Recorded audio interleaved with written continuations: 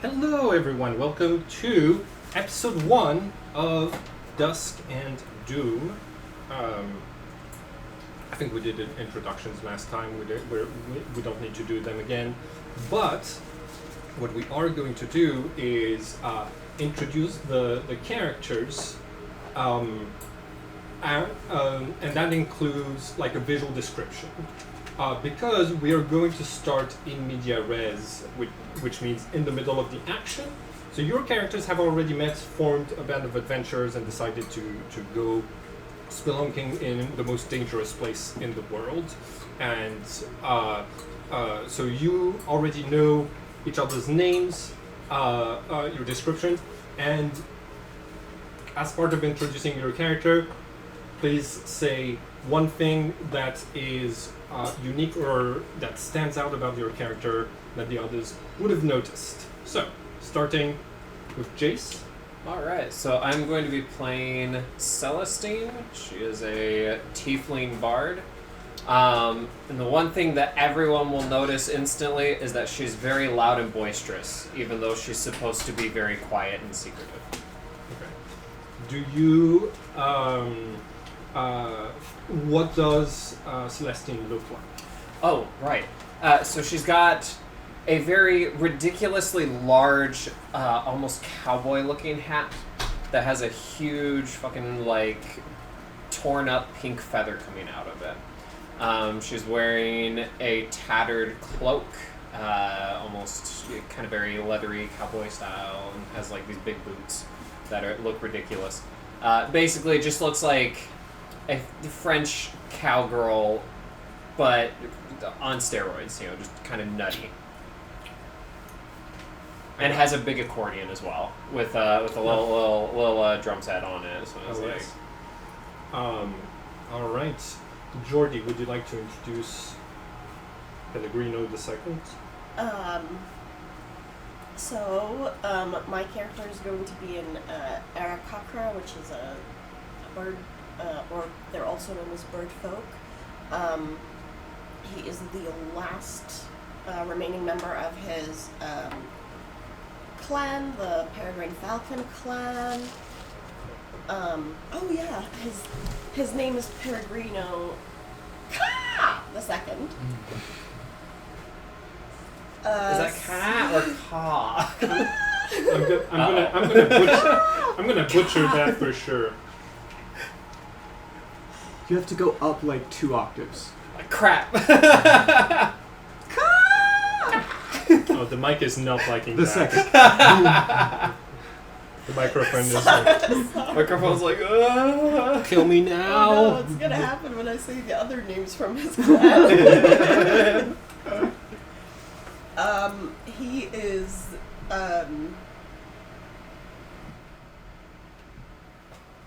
he's grumpy, often, and grumbles a lot, and is just kind of, in general, more solemn. But imagine the anime stereotype of tsundere, which is like the hard shell on the outside, but then kind of soft on the inside. But y'all don't know that soft side yet. Okay.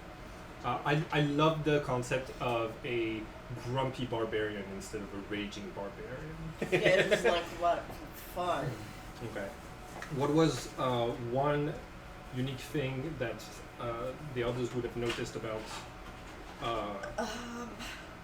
maybe... Oh, yeah. The only, you see him drinking tea a lot. You don't know what type of tea it is, but he drinks a lot of tea whenever he has a chance. Hell yeah. Okay. My character is Eerie Caliburn. He is a Shadarkai druid. He is kind of envisioned being tall with white and silver hair. And he kind of is wearing his noble garbs and his high boots. His fact that is noticeable is that he has a gem that is engraved into his forehead, and it shines when he uses his abilities. Nice, okay. Alright. And I think most Shadow Kais are like pale with tattoos. Is that the case? Is that No tattoos, but he is pale with like sunken in features. I'm Velok. I am a rogue. I am a satyr. And I'm very tortured. And I'm trying really hard to be. And you as a player are trying really The character. Oh, The character yeah. is intent on being As haunted as possible. as tortured and haunted as possible, and on Incredible. staying out of detection at all times, not particularly competent in necessarily like one-on-one fighting or like actual interactions, but very competent in stealing things and sneaking around. Okay. And something that you may notice, I might talk to nobody at some point, or what seems to be nobody. Yeah. Have a little bit of a discussion with the air. That sounds haunted. All right. It's not a ghost, guys. I swear. We now arrive in the world of Livonia. Livonia. You see the camera zooming in on this relatively small planet. This planet only has 376 years. I changed the date, by the way. I'm sorry. What? You have an extra 100 years. Okay. Um, Yeah, that works. That works. Mhm. Yeah, he should be 129.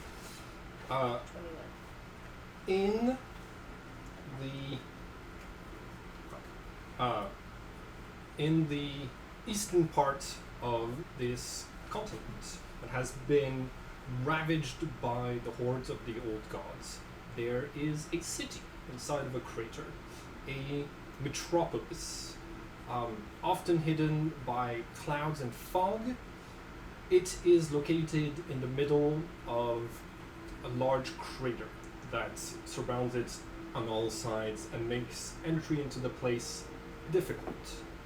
This are the remains of Chrysalis, once the capital of the Gnomish kingdom.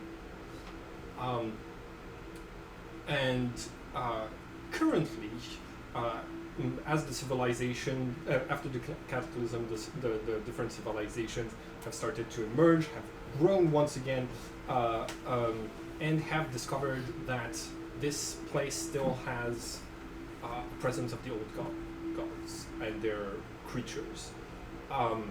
There's still a foothold in the world for them. Apparently, after they decided to stop completely massacring everyone in Livonia, they seem to have retreated with all of their loot, riches, artifacts, and pieces of culture back here in Chrysalis. So, adventurers have started to come to this place. There's a little town nearby that is used as basically an outpost. We'll get there in a little bit, but for now, we start in the dark depths of the dungeon itself. This is the first room you've arrived in. Can't see shit from how far away the webcam is. That's fine. We'll theater of the mind for everybody else. Okay, your characters have made your way here through one of the most well-known entrances. It's mostly a sewer pipe out of the city. And you've entered the first room after a series of corridors. As soon as you do, could you put on some D&D battle music probably Crypt Fiend if you have. 4 skeletons that are on the ground animate, and one of them pulls this lever to like close the stone slab door behind you. Basically, like a chunk of stone just falls, blocking your exit, and this one pulls this one right here pulls a lever, which opens holes in the ceiling, and water starts to pour in. And everybody to roll initiative. So that's a D20 plus whatever you have on your little initiative thing. I think you have a plus. No. Is that Yeah. a nat one? Yeah. Whoa! Our Alright. first nat one. Hell yes. Well, I didn't roll very high either. All right. Oh, I need to roll for the skeleton. Wait, it's a what plus what? So it's whatever this number is plus your initiative. So you've Oops. got 19. That's gonna be 21. I think you've got the Alright. highest. I'm gonna So I need got Mine is bad, 17. right? 17. No, the high is good. high is good. Okay. Yes. I High is sometimes great. mix Nat things. 1 is bad. 4 is not much better. I need whoever. I need somebody to keep track of the initiative numbers. So if you, I need a volunteer. Not one stays as 1, right? Or does it get It's a modified up? nat ones are an automatic failure, Okay. but you still want to add your initiative modifier just in case my enemies also roll a nat 1.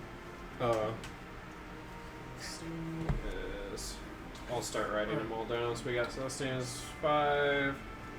Greeno is Okay. 21.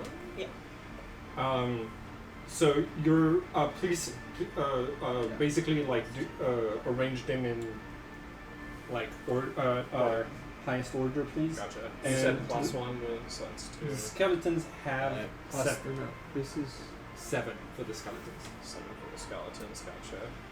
Skeleton boys. Oh, that's 2 steps from hell. Hell. Yeah. Forget a love 2 steps from hell. Yes, that's mostly what I listen to when I'm preparing the games. Okay, who's got the highest initiative? So Peregrino has the highest initiative. All right, cool.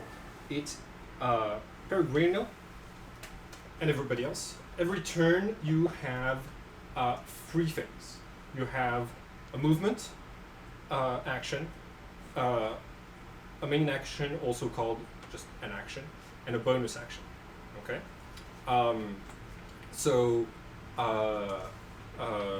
attacking is an action. You can move whatever flight distances you can, whatever flight or walking speeds you can with your movement action. Yes. Last thing I forgot. This place fucking stinks. There's like mucus on the walls, and the water that is spilling from above is brown in color and has chunks of things: hair, bone, small objects. This is like the level of the water is rising, and it is disgusting water. But behind the slime, the walls look to be made out of metal. Last thing is, each of those things right here represents a different lever. These these 2 levers are basically down, and he brought down this lever to get the water flowing into the room. Shit, I should have made you all roll perception checks to see that. And that's for me to remember next time. Georgie. Well, how do you spell your character's name? VEILOCK. L-O-C-K. And what did you roll? I rolled a 14 plus 3 is 17. 17. Gotcha. Okay, perfect. So Which lever is the water one? So you've okay. Make a perception check. If nobody's just roll a d20, and you And which add. one is my perception? It's a 0, so it's just Learn. whatever I roll. Yep, it's just whatever you roll. Difficulty is going to be 10 if you. I assume you all have torches. Yeah, difficulty is gonna be 10. 15. 15? Hell yes. So you were able to notice that this lever was cranked down to get the water running into the Okay. this one right here, the first song. Peregrino. Oh, a quick question. Sorry. When it comes to speed, Yes. how do we equate meters with Yeah. the boxes? Each of the boxes is 5 feet by 5 feet. So Feet. Okay, feet. It's So- not, we're not counting by meters on that. so Sorry. moving this is 5 feet of your movement. Moving in diagonalies is also 5 feet of movement. Yeah. I'm going to fly Hell yes. because I So- can. Absolutely. The ceiling is actually relatively Low. it's high enough that you can fly, but there's only room for basically like 2 people to stand on top of each other. Okay. So they could probably still hit you. if you flew over them. So I am. this one is your character? No, this one is this your one character. is my character, and Alright. that's misleading because my character is An Arakar, is like right. 5 Yeah. 5 feet tall. But I am trying to fly to the sky. All right. So you are definitely able to do that. Now, passing. So Oh, attack of. Is it yeah, going to be an attack of there's opportunity? going to be an attack of opportunity because as soon as you leave the threatened area, which is all of the squares around this one, it gets to make an attack of opportunity on you. Is but Is you- everybody aware of what attack of opportunity is? when you leave the threatened area of a creature with your movement, That threatened one can attack you? that threatened Okay. one can Yeah. attack you on your It's way. kind of like passing by somebody real close and not expecting them to Yeah. be like, huh. And Yeah. that uses up their reaction. You only get one reaction per turn. It resets when it's your initiative. So my question is, only this one attacks me, Yep. or also this one? Okay. Because you're still within one square of this one, Yeah. you haven't left his threatened area. Okay. Okay. Last thing. You have one bonus action available to you as a barbarian, which is to rage. When you're raging, you take half damage from piercing, slashing, and bludgeoning. Do you want to rage before you move? So I learned that, like, is it true that if I don't attack in the same turn, my rage goes away though? Technically, yes. Because that's the only reason I always move first, and technically- then technically- I rage. Yeah, absolutely. But if you are planning on doing an attack? Yes. Then you just need to be attacking at some point this turn for it to be a valid strategy, basically. And my flight doesn't count as a jump, right? So it's not a bonus action. It's just No, movement. it's just movement. Because a jump is a bonus action. Yeah. It's not. It's part of your movement. Ooh, okay. Yeah, Thank you for the- explaining. Sorry, Al. for sure. Yeah, the Baldur's Gate thing will give me Well- kind of Yeah. thrown every now and then too, Yeah. I'm sure. Like, It's literally my only experience. Yeah, same. yeah, but that means you have a lot of like innate understanding of most of the rules. So this one is going to. So do you want to rage so that in case I hit you, you take half damage? Yeah. Okay, cool. Yeah, let's imagine Ooh, that. I rolled a natural 20 on my first roll of the campaign. This right, so that's Uh-oh.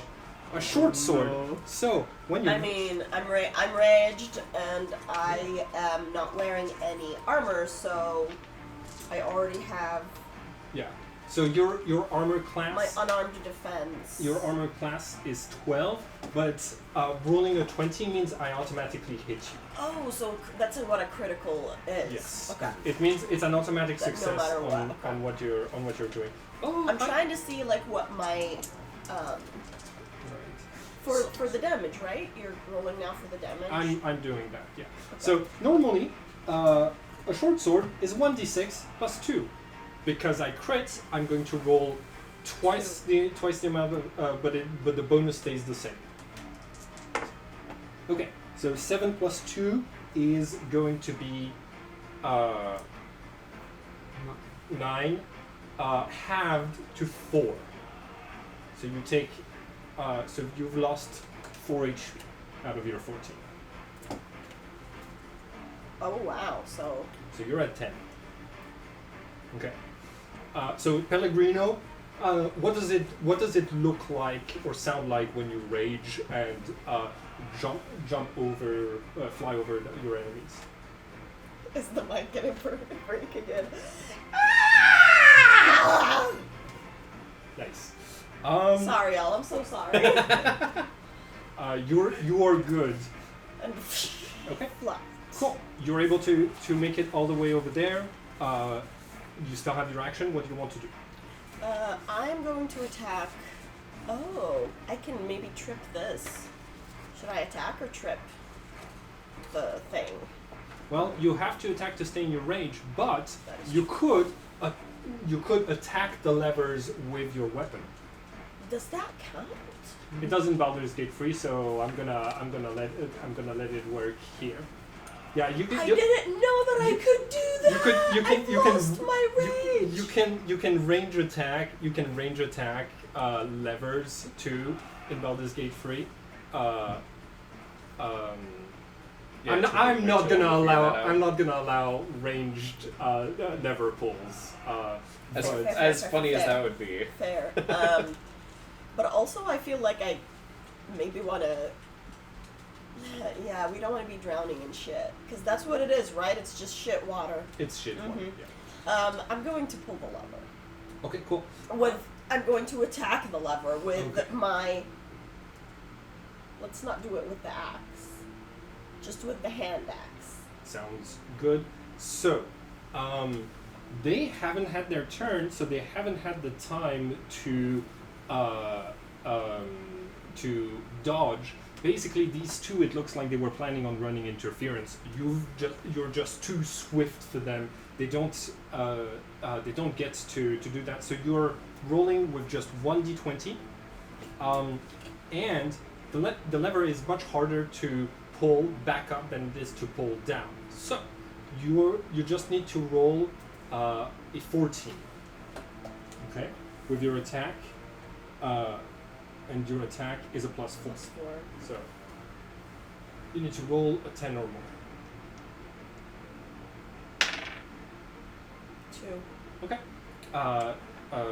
So you all see Pellegrino rush over to the lever, try to swing back up with the hammer, and you realize your strategy is good, but the lever mechanism is harder to pull up, so you didn't go at it with enough strength. Cool. Who's next on the initiative? Velok? Yes. Velok. Gotcha. Okay. So, can I attack while moving? Yeah. You can take part of your movement, attack, and then and then keep moving. Okay, perfect. Then I want to basically run up to this one and basically just well, hold on. This is 5, 10, 15. I want to stab this one in the back. Sounds good. So, there isn't really a backstab mechanic in this Okay. in this game. because Once- the enemies are counting as like turning around. Just to let you know, if you have an ally within 5 feet of an enemy, then you can add your sneak attack damage to your roll if you hit, which is it's just 1d6. Okay. Yeah, it's an added 1d6. Yeah, on top of the damage you would normally do. So, if you want to be able to do that extra damage, it might be helpful to wait until somebody's turn, where they can move, basically delay your turn, or you can attack and do damage right now. It's up to you. I'll just do some damage right now, and I'll pull out my rapier and thrust at the skeleton, and this will be 1d8 plus 3 So- plus 5. You roll to attack first. Roll to attack. Yeah, so that's both. Oh, Yeah, just one, because you don't Okay. have advantage or disadvantage. 3. Okay. Plus. We're very bad at this. 3 plus, and this would just be That's our plus first 5. The plus 5 to hit. Their armor class is higher than that, so you are not able to hit with your action. You don't have the cunning action at level 1, if I remember No. correctly. Okay, cool. Can I keep running then? Yeah. Okay. Then I'm just gonna skedaddle over Okay. here. This one hasn't used his attack of opportunity. Yes. So he is going to attack you right now. Boop, boop, boop. That's gonna be okay. 10. What's your armor class? 14. Okay. You dodge out of the way. You make it here. You have your bonus action left. You can use your bonus action to try to pull one of the levers up or down. Can I try to basically, like, see? Can I? What's the investigation versus perception again? Investigation would so like basically I ask y'all to make perception checks most of the time. I'll be like, there is something to notice, make a perception check. Okay. When you're looking at it and doing it like with high scrutiny, then generally you're going to be rolling. So Investigation. it's more of the more active Okay. aspect. Can of I try to figure out what this one does? Because these ones have been pulled, but Yeah, this one so- hasn't. This one has not been pulled. It was already pulled. Oh, that down one was at the- already pulled? at the start At when the you start. got it. And that one closed the gate. Yeah, this one closed the door. This one started the water. Started the water. Okay, make an investigation check for me. 18 plus 4. 22. 22. Hell yes. You you notice that there's multiple symbols that have been carved into the rock around this letter right here, and when you that are not on any of the other levers, you recognize.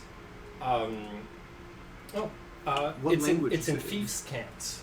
I've got that. Yeah, you've got that. So basically, like someone who's like in the criminal underground has put the symbol for danger on this one. It says danger and electricity, and has left this mark behind. You think it might be one of the skeletons did that to remember whether or not to pull this lever. Okay. Alright. Is there any sort of, I don't know, it wouldn't be like a wire, but like, is there any trace of like where the electricity is going, or if it's the whole room? Okay. Do you remember what material the walls are made of? Well, it's steel and then mucus over it. Yep. Okay. Yeah, we It's got a gonna lot be- of water. No indication as to what this one does. You have a bonus action. What do you do? For the bonus action, I could like. Try to pull one of those two down because they're within reach of you. I'll try to pull this one down then, Got it. because it's not the one that says danger in the metal room that's filled with water. So make an athletics check. It's an old lever, but this one is easier. The difficulty is only 8 to pull it down. Okay. 2. 2 All plus your athletics 0. skill. Okay, cool. You reach for the lever and like you see the cobwebs, you see the dust, you see the mechanism has not been oiled in forever, and okay. Who's next on the initiative order? That is going to be, I believe, the Skeleboys. Yep, that's the All skeletons. right. Skelebor's time.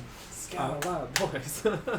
We need an extra webcam to just look at this, but that's for I'll see if I can bring another a few- phone next one. that's for a future session. All right. So these two are going to take the dodge action. What the dodge action does is everybody who's trying to attack them does so at a disadvantage. And they're basically running interference in front of the levers, which means they're also giving disadvantage to anyone who's trying to activate any of those levers.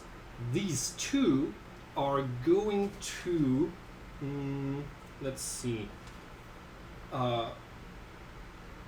You're a bard. Yes. And you're a bard with an accordion, and you're whose sheet is that? That's yours. Yeah, I think they're gonna go for the. Yeah, I think they're both going to gang up on you. Oh no! Oh no! Is there a set movement speed for monsters? Yeah, each monster gets a different one. Oh, cool. Skeletons, you see, they seem to be able to move around as quickly as a regular human does. So about 30 probably. All right. So I get a +5. So one of those is a 16, and one of those is an 11. No, is a 10.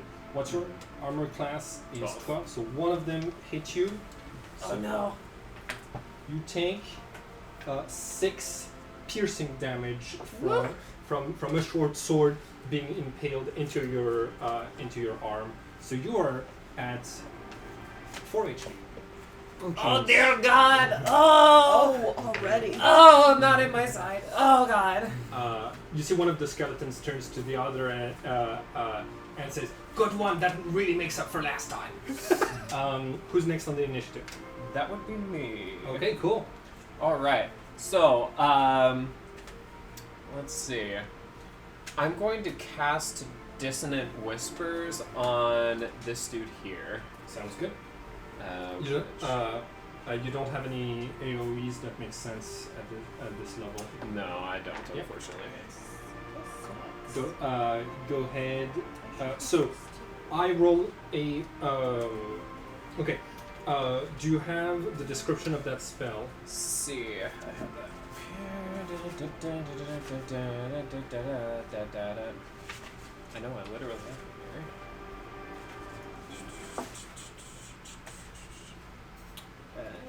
You know what? Let me pull it up here. I know I have it here somewhere, but Yeah. up there. Sorry, I didn't print I know, the you're good, you're good. spells. But your spell save DC is 13, which means I failed if it's intelligence, wisdom, or charisma, which Wisdom, yeah. yeah, which it absolutely is. Okay, cool. So I failed. So you do damage, and there's an effect. Can you read it for Yeah, us? so let's see. On a failed save, it takes 3d6 psychic damage and must immediately use its reaction, if available, to move as far as its Sick. speed allows away from you. Okay, 3d6 is good. Go ahead and roll 3d6 points of damage. So how do you do that? Well, that's a 6-sided die. How many do you Gotcha. take? So I got one. Oh, thank you. And now you have 3. Oh, Got 3, 4, and 2. 3, 4, and 2. That's 9 points of damage. You strike this. You strike the skeleton down with just the sheer psychic force, and the other skeleton goes, "David, no!" And she falls into the murky waters. Oh no! That strategy doesn't work because you have the fear effect. Oh, You see? Okay, no, hold on. You see that he tries to do this, and then just the fear takes over. He was actually faking dying in this moment to be able to backstab you later, but because of the fear effect, he runs away from you. You have an attack of opportunity, so you can attack with the rapier, the dagger, or It was Distant Whispers. okay. Yeah. I'll do the rapier. Go ahead. That's a D8. So or, you roll the d20 to see if you hit. D20, gotcha. Hit 3. Okay. Oh no. The bard is doing great here. So he None of us is doing. he runs over with his full movement to here and is just facing the wall terrorized. Cool. And he won't have any movement left for his turn, which means he'll be stuck here on the next turn. That is your action. As a bard, you have a bonus action. Do you want to give anyone bardic inspiration? I am going to give. How do you say the name again? Eerie. Eerie. I'm going to give Eerie bardic inspiration, Okay. which is That's a bonus to skills or saving throws or do attack. attacks. Okay. I'm gonna beg you to come save me. Got it. It's not just attack. Yeah, you choose what you spend the bardic Oh, that's inspiration on. You should count how many bardic inspirations you have left. I think it's a D6 at level I 1. have used 1. D6 I roll. Not now. Oh, gotcha.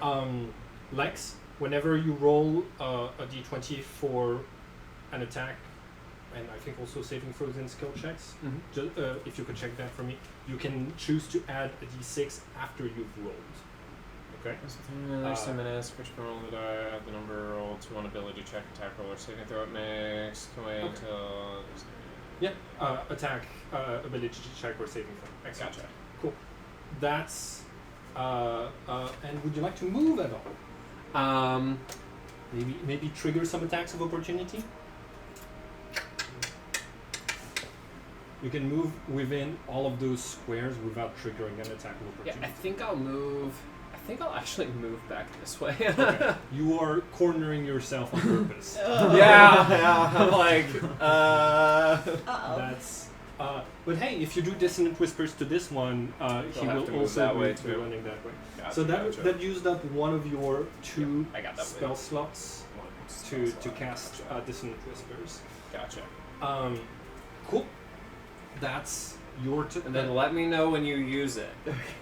So I have really bad music for this.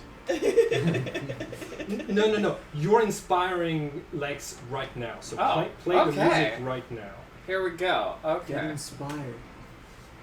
Yeah, here we go. I begin to play the accordion. Just like really fast, like as I'm bleeding, I'm like, for the love of God, please do it! Get his ass! There we go. Now it's your turn. Okay. Are you inspired? I am. Okay, so I feel like with that one, I noticed the enemies, but something tripped me and I fell into the water and I have just poop water all over me. Okay. And then I'm just kind of I get up and everyone's fighting and there's just a bunch of stuff. I'm really flustered. I'm really grossed out because there's poop water all over me. Yeah. And then I'm gonna use ice knife. Ooh. Because I see it's water, so I kind of just pull some water. Please pull up the description for Oh. ice knife. Yeah.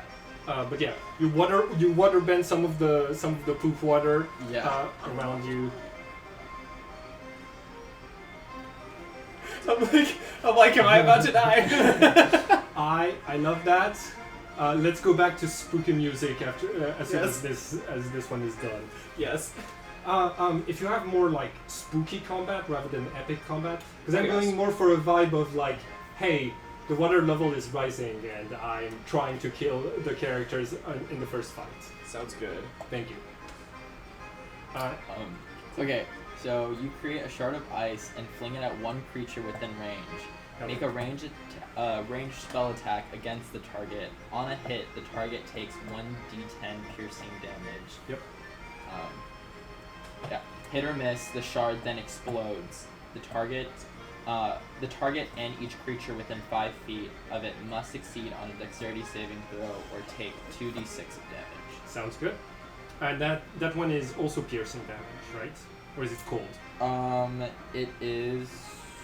I think it's cold. Yeah, it is cold. Okay. And where are you located right So now? yeah, where do you shoot the ice knife? Since Pelacrino is flying, Yeah. does that put Ooh. them in range of?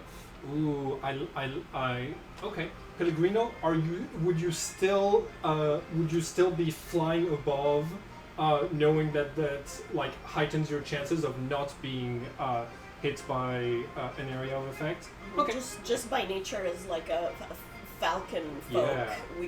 We just prefer to be on the wing all the time. You know what? With a lot of dexterity. I love that. That's very creative. I'm going to allow for the ice knife to not hit if you target this one. Okay. Cool. So make your attack roll. Okay. That's your spellcasting DC, which is a +5. So just roll a d20 +5. And he's dodging. Yeah. So you so you have disadvantage. What happens when you have disadvantage is you roll 2 d20s and you pick the worst of the two.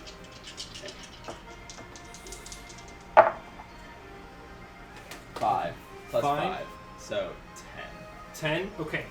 Would you like to use a bardic inspiration to heighten your chances of hitting? Use my inspiration. Yes, I will. Okay, got it. I will. So I'm feeling really inspired. So I roll 5. 15. 15 hits. Okay. Go ahead and roll your damage. Yeah. Okay. So it is. So 1d10. So It's 2d6. Can I borrow your d6? Oh, yeah. Let's see.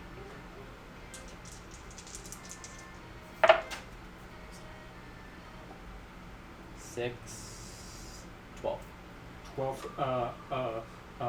12 damage, and then it explodes, right? This is from it hitting, and then this is from it exploding. So Got 12. it. 12 total. Okay, that kills this one. It crumples into the waters, and this one gets hit for 6. Yes. Okay, cool. This one is looking pretty rough. Cool. Any bonus action? I'm gonna use guidance. Guidance? Wait, I can give guidance like whenever, right? Guidance is an action. Oh, okay. I don't think you have any bonus actions at this level. Yeah. When you become a Circle of the Moon druid, you'll be able to shapeshift as a bonus action. Okay. Ooh, Circle of the Moon is great. Yeah. If you want to, you can move and try to operate one of the levers with your bonus action. Yeah, I'm gonna actually go to this one, kind of where like the dead guy was. And then But you can operate it without entering the threatened area of this enemy if you'd like to operate it from here. yeah. Okay, cool. Make a athletics check, or make an athletics check. And there's no. This one is still running interference in his threatened area, so you do the athletics check at a disadvantage. Difficulty is 14 to raise this lever back up. 17. 3 is the 3 plus lowest. athletics. Plus plus athletics. I don't think you have a Two. plus 11 in athletics, so you like same thing. Hasn't been oiled in way too long. You put your hands on this lever. Are you wearing any gloves? No, he's not. Okay, got it. This is one of the most disgusting things to and you're like old. You're from before the cataclysm, and this tops it. You basically feel the outer layer is slimy, and the as your grip contorts, you can feel the shards of rusted metal that are inside of it that start to cling to your fingers. You pull up, it doesn't budge.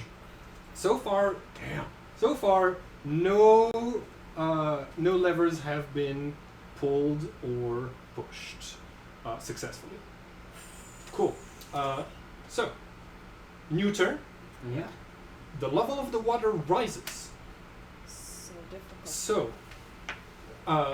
this becomes difficult terrain, which means it takes twice as much of your movement to make your way around anything, unless if you're flying. Okay? Which means that if Jace was trying to get to the levers, Jace would only be able to move 3 squares, as opposed to the 6 she would normally be able to do. Because so you're now all waist deep in poop water. It is entering your pants. It is entering your boots. It is starting to soak different things. It touches the bottom of your accordion. Oh, I've not been this deep in shit in many years. Okay, whose initiative is? Peregrino. Peregrino, you're first. I am. So I'm still raged. Yes. I'm going to attack This this one. Yeah. skeleton with my great axe. Oh, yes. Um, It is dodging, so you're rolling with disadvantage. You're rolling 2 d20s and taking the worst one. Also, for context, even though I'm already rolling 2. Why would you be Oh, rolling or 2? no, hold on. You- I'm you- wrong. You don't have reckless attack at level 1. Yeah, I don't. It's just. Oh, Sorry. Okay, raging gives you advantage on athletics checks and other strength checks, but not on attacks. melees? No, that's a feature that will come with reckless attack at level That's 2. second level, yeah. Okay, so I'm. You're Okay. rolling with disadvantage. I believe in you. Oh, nat one. oh no, Natural 1. Okay, you Oh no. you are. Okay, let's see. As you fall, as you slip on the wall and fall trying to attack this enemy, you break the lever that that got the water going in the first place. You have a bonus action left. And your movement, if you'd like to try to operate one of the levers, you would do so at advantage because you're raging and it's an athletics check. Which lever would you like to operate? So the one that opens the door. So that's this lever closed this door. This lever you don't know what it does, and this one you don't know what it does. Oh. There's so you can move and activate this lever to try to open the door if you'd 'cause like. I haven't moved. Yeah. And Opening the door might be. Yeah, let's. Sorry, I just have a question. Yeah. Since Pellegrino's flying, Yes. that's not impacted by difficult terrain. Yes, Right, absolutely. okay. But apart from the chest on the other side of the room, There's not there- anything that's like- that far away. Yes, it's a relatively small room. for a fist fight. Is it going to trigger an attack of opportunity by this person?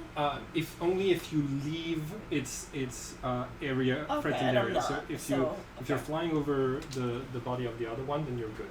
Okay. And then what am I rolling to attempt the... Athletics. This one is still running interference, so you have advantage and disadvantage. Athletics. So when you have both advantage and disadvantage, you just roll 1d20 like you would normally, Okay. because the skeleton is running interference. And then... Okay. Whoa, 20. Natural 20. All Okay. right. You reach for the slimy lever. You help. Forgot your character's name, Lex. Eerie. You help. You help Eerie. Like big thrust of your wings, and clink. The door opens. Thank God. The water starts to seep out of the room, and you are no longer in in difficult terrain. Cool. That's your turn. Who's next? Vela. Vela. Okay, Great job. I am going to.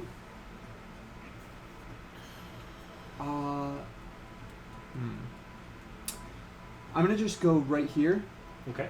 and I am going to sneak attack. I'm gonna try to just thwop this skeleton's head off with my rapier. Sounds good.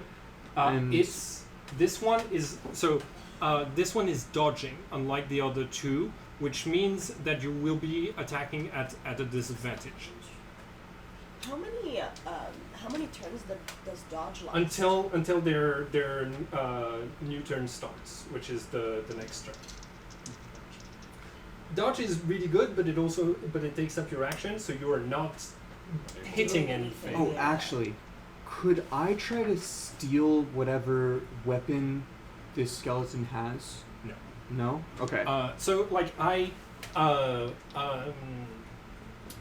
disarming attacks are something that fighters have. It is not a feature that is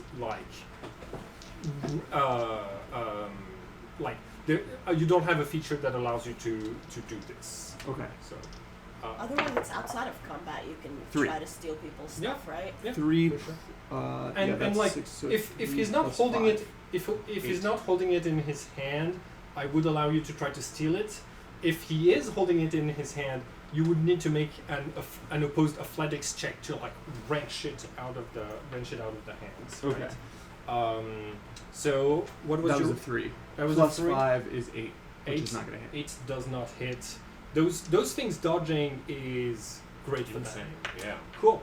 On their turn, Mm-hmm. Oh wait, can Oh, I yikes. try to flip a switch? yes, as your bonus action you can Okay, would I be able to go underneath to flip this one. to flip this one? Uh, Cuz yes. You don't know what this one does, but Oh. since Peregrino Flying. is flying, okay. I'm going to say, unfortunately, no, for a reason that will become apparent very soon. okay. Got it. Then I will risk the area of attack to just go all the way to the treasure chest. Cuz I did move. But do I still have Yeah, movement? You still have movement. Okay, then I'm going to go over to the chest. Okay, got it. So attack of opportunity. That's great for me. Thank you.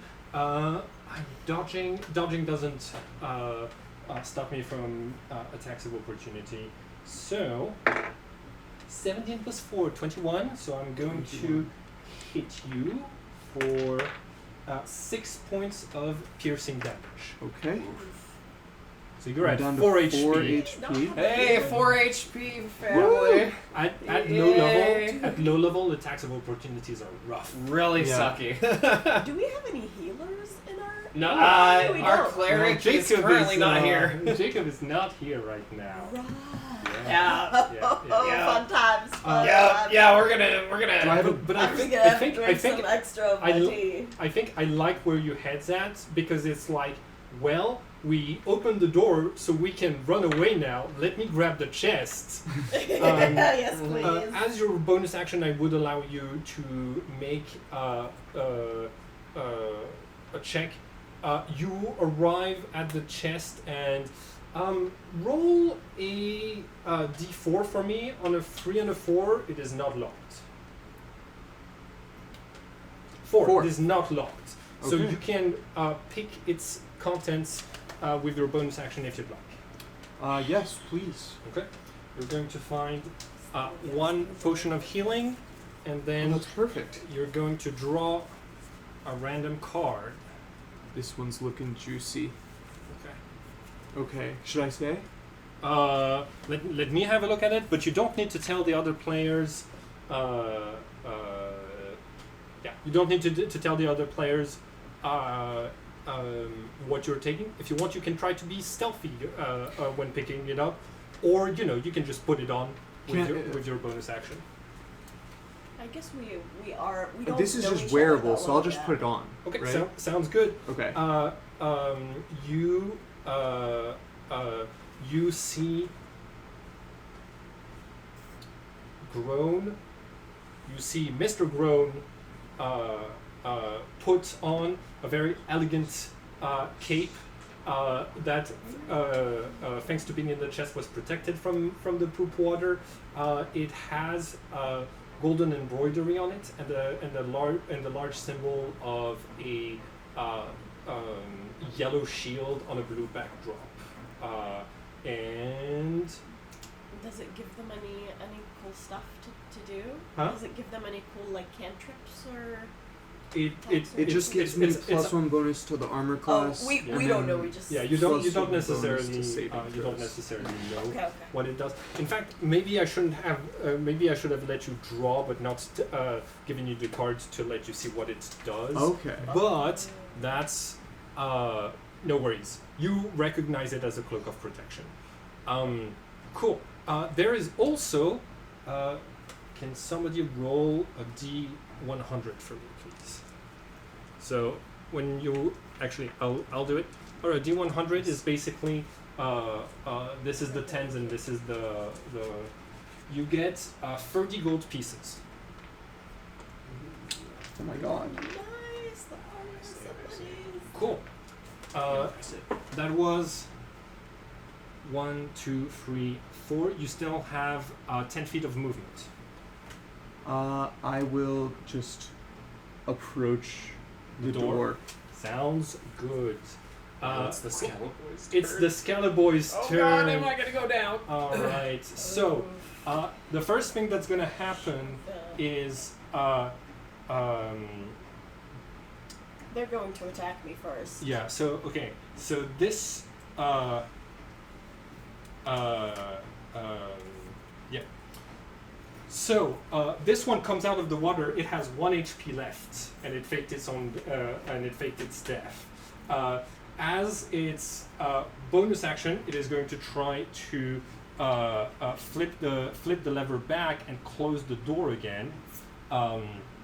The other one is not running interference, and because it's the closing mechanism, the difficulty is pretty low. Okay, can somebody balance this for me, please? But my strength is not great as a skeleton. I rolled a 6. He is unable to close the door. That's what the other one is going to use his action for as well. His bonus action for. Yes. Question. Since the terrain is like there's water and I use ice knife, would Yes. that do anything to the area around them? Would it freeze them? That's not part of the spell description. I like where your head is at. The poop to water ratio makes it too viscous to freeze. Okay. The other one rolls a 16 and successfily closes the door again. Well, there goes that dream. Yeah. That's their bonus action, and as their actions, they're both gonna dodge.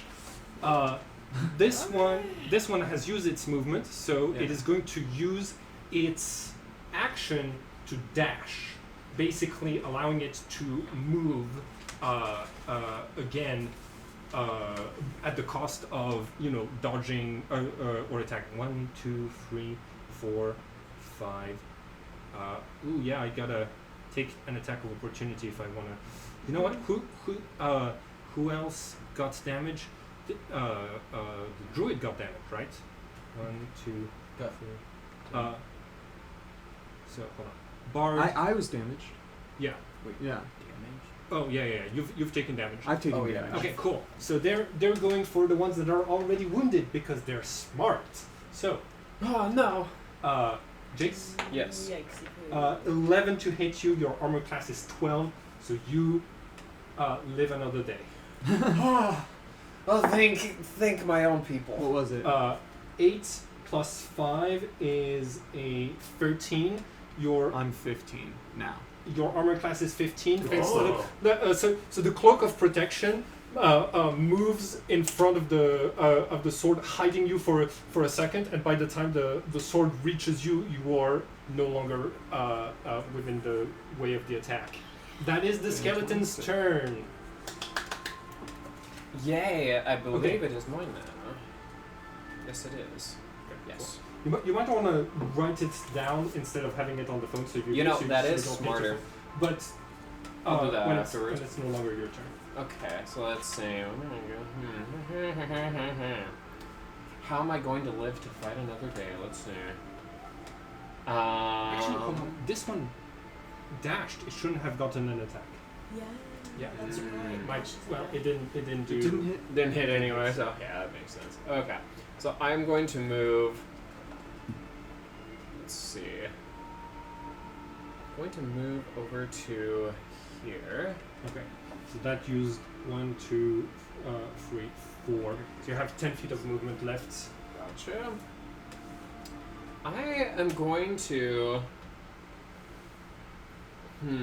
I'm going to try Dissonant Whispers again on just this dude. Sounds good. So wisdom saving throw. I got a -1.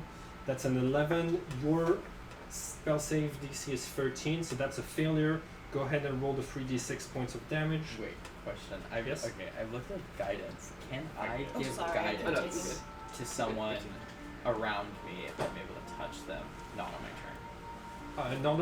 No, it's an action, so you have to do it on your turn, unless if you used your action during your turn to hold action, basically. But for guidance, it stays until it's used, so it wouldn't be useful at all to hold your action. Okay. Okay. How much damage is that? 3, 5, 8, 11. 11. Make a perception check. Which is a d20? Yes. 5. And then with. Where was it? Perception, so 6. Okay. The one you struck down, you crushed its skull. It's definitely dead. Okay. And so you still have 10 feet of movement, and you have your bonus action if you want to give someone bardic inspiration or operate a lever. I'm going to move to here. Okay. And Attack of opportunity. It wasn't dead. God dang it. So the sword, the headless skeleton thrusts its sword at you, and you manage to like step out of the way right on time. Oh my god, no! How many times do I have to kill you? Hell yes. So now I'm going to attempt to inspire the barbarian. hell yes. I'm- Okay. So you have a bardic inspiration. That's a d6 you can add at some point whenever you want. Write it down if you are likely to forget. Yeah. Cool. That is your turn, Lex. It is your turn, Lex. Okay. Let me see. I want to look up one of my. Okay. Ideally, when it's about to be your turn, it's a great idea to look up what you're gonna do, like spells, abilities, and stuff like this before it's actually your turn, so that combat runs more smoothly in general. But don't worry, like this is just the first combat. By the way, the water level has now raised again because the door is closed and this thing is difficult terrain again. Awesome. Okay. So, We're gonna have to swim soon. There it is. So Okay.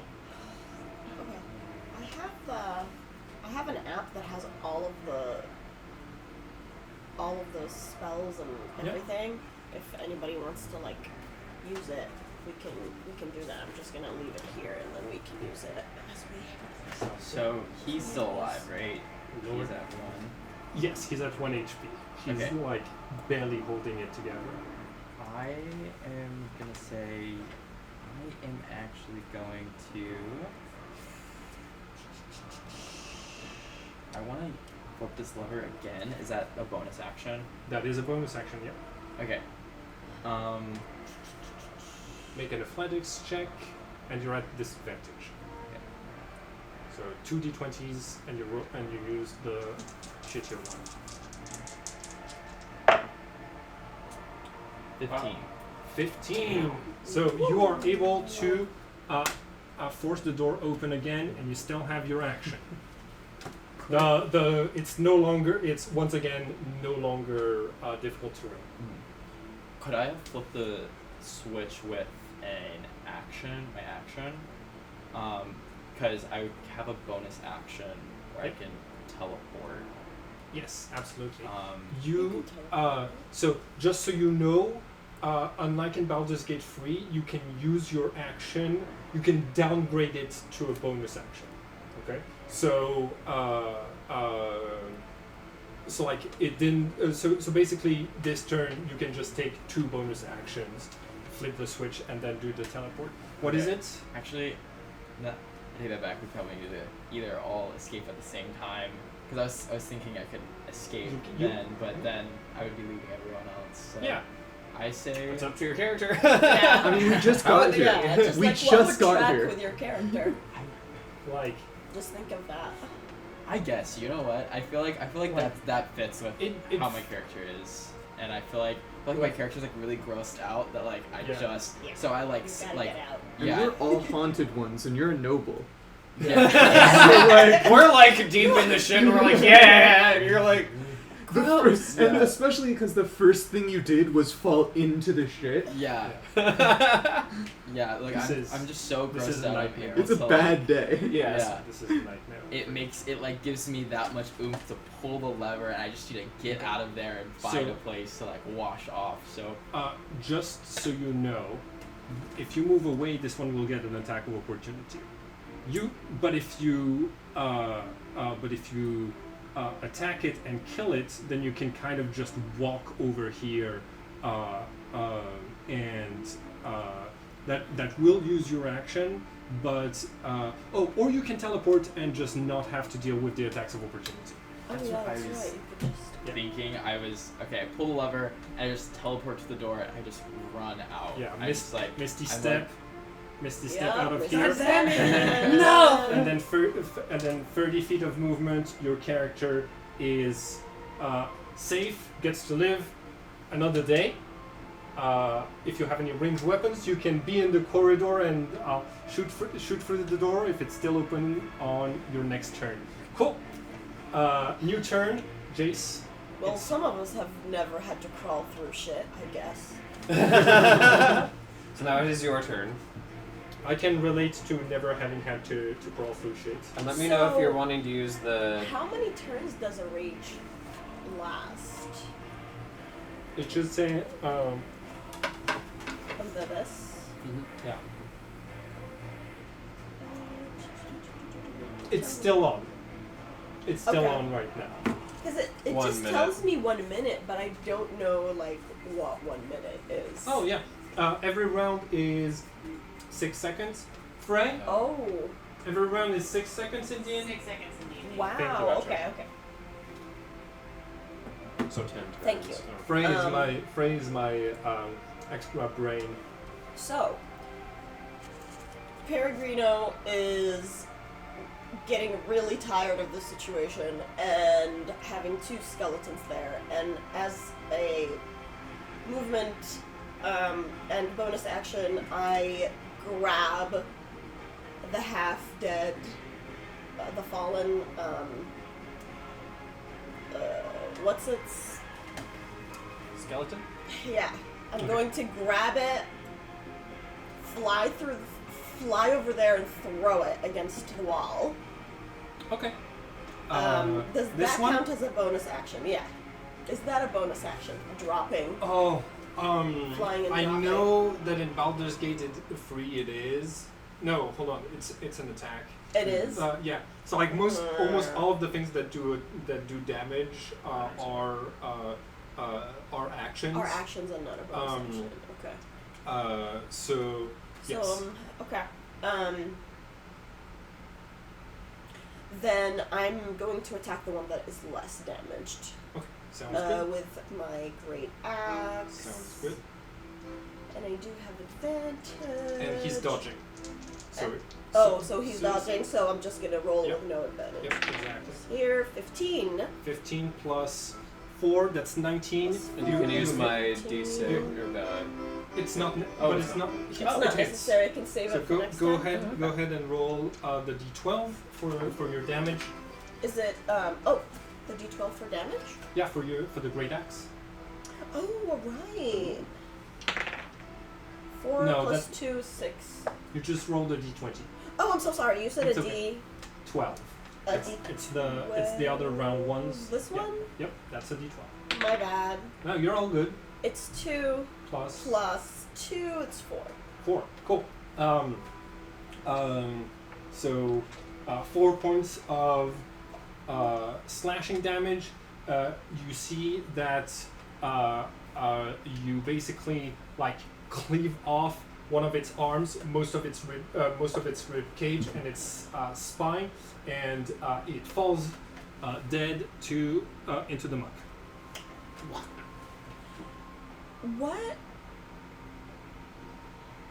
What bonus actions are there? So general, you get a lot of class-specific ones. So like Okay. raging, bardic inspiration, Yeah. shape-shifting.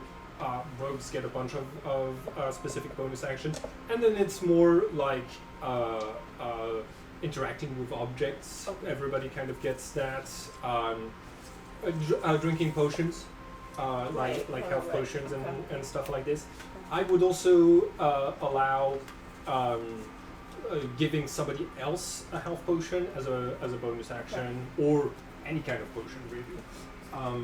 Thank you for explaining. Yeah, for sure. I'm going at this Do point. you want to try to operate one of the levers with your bonus action? Because the door is open. The door is open right Yeah, now, and but- I have these two down. Well, this one is still attacking. It's still attacking. Okay, This this one one is is still dead. kicking. This one still has 1 health, right? Yeah.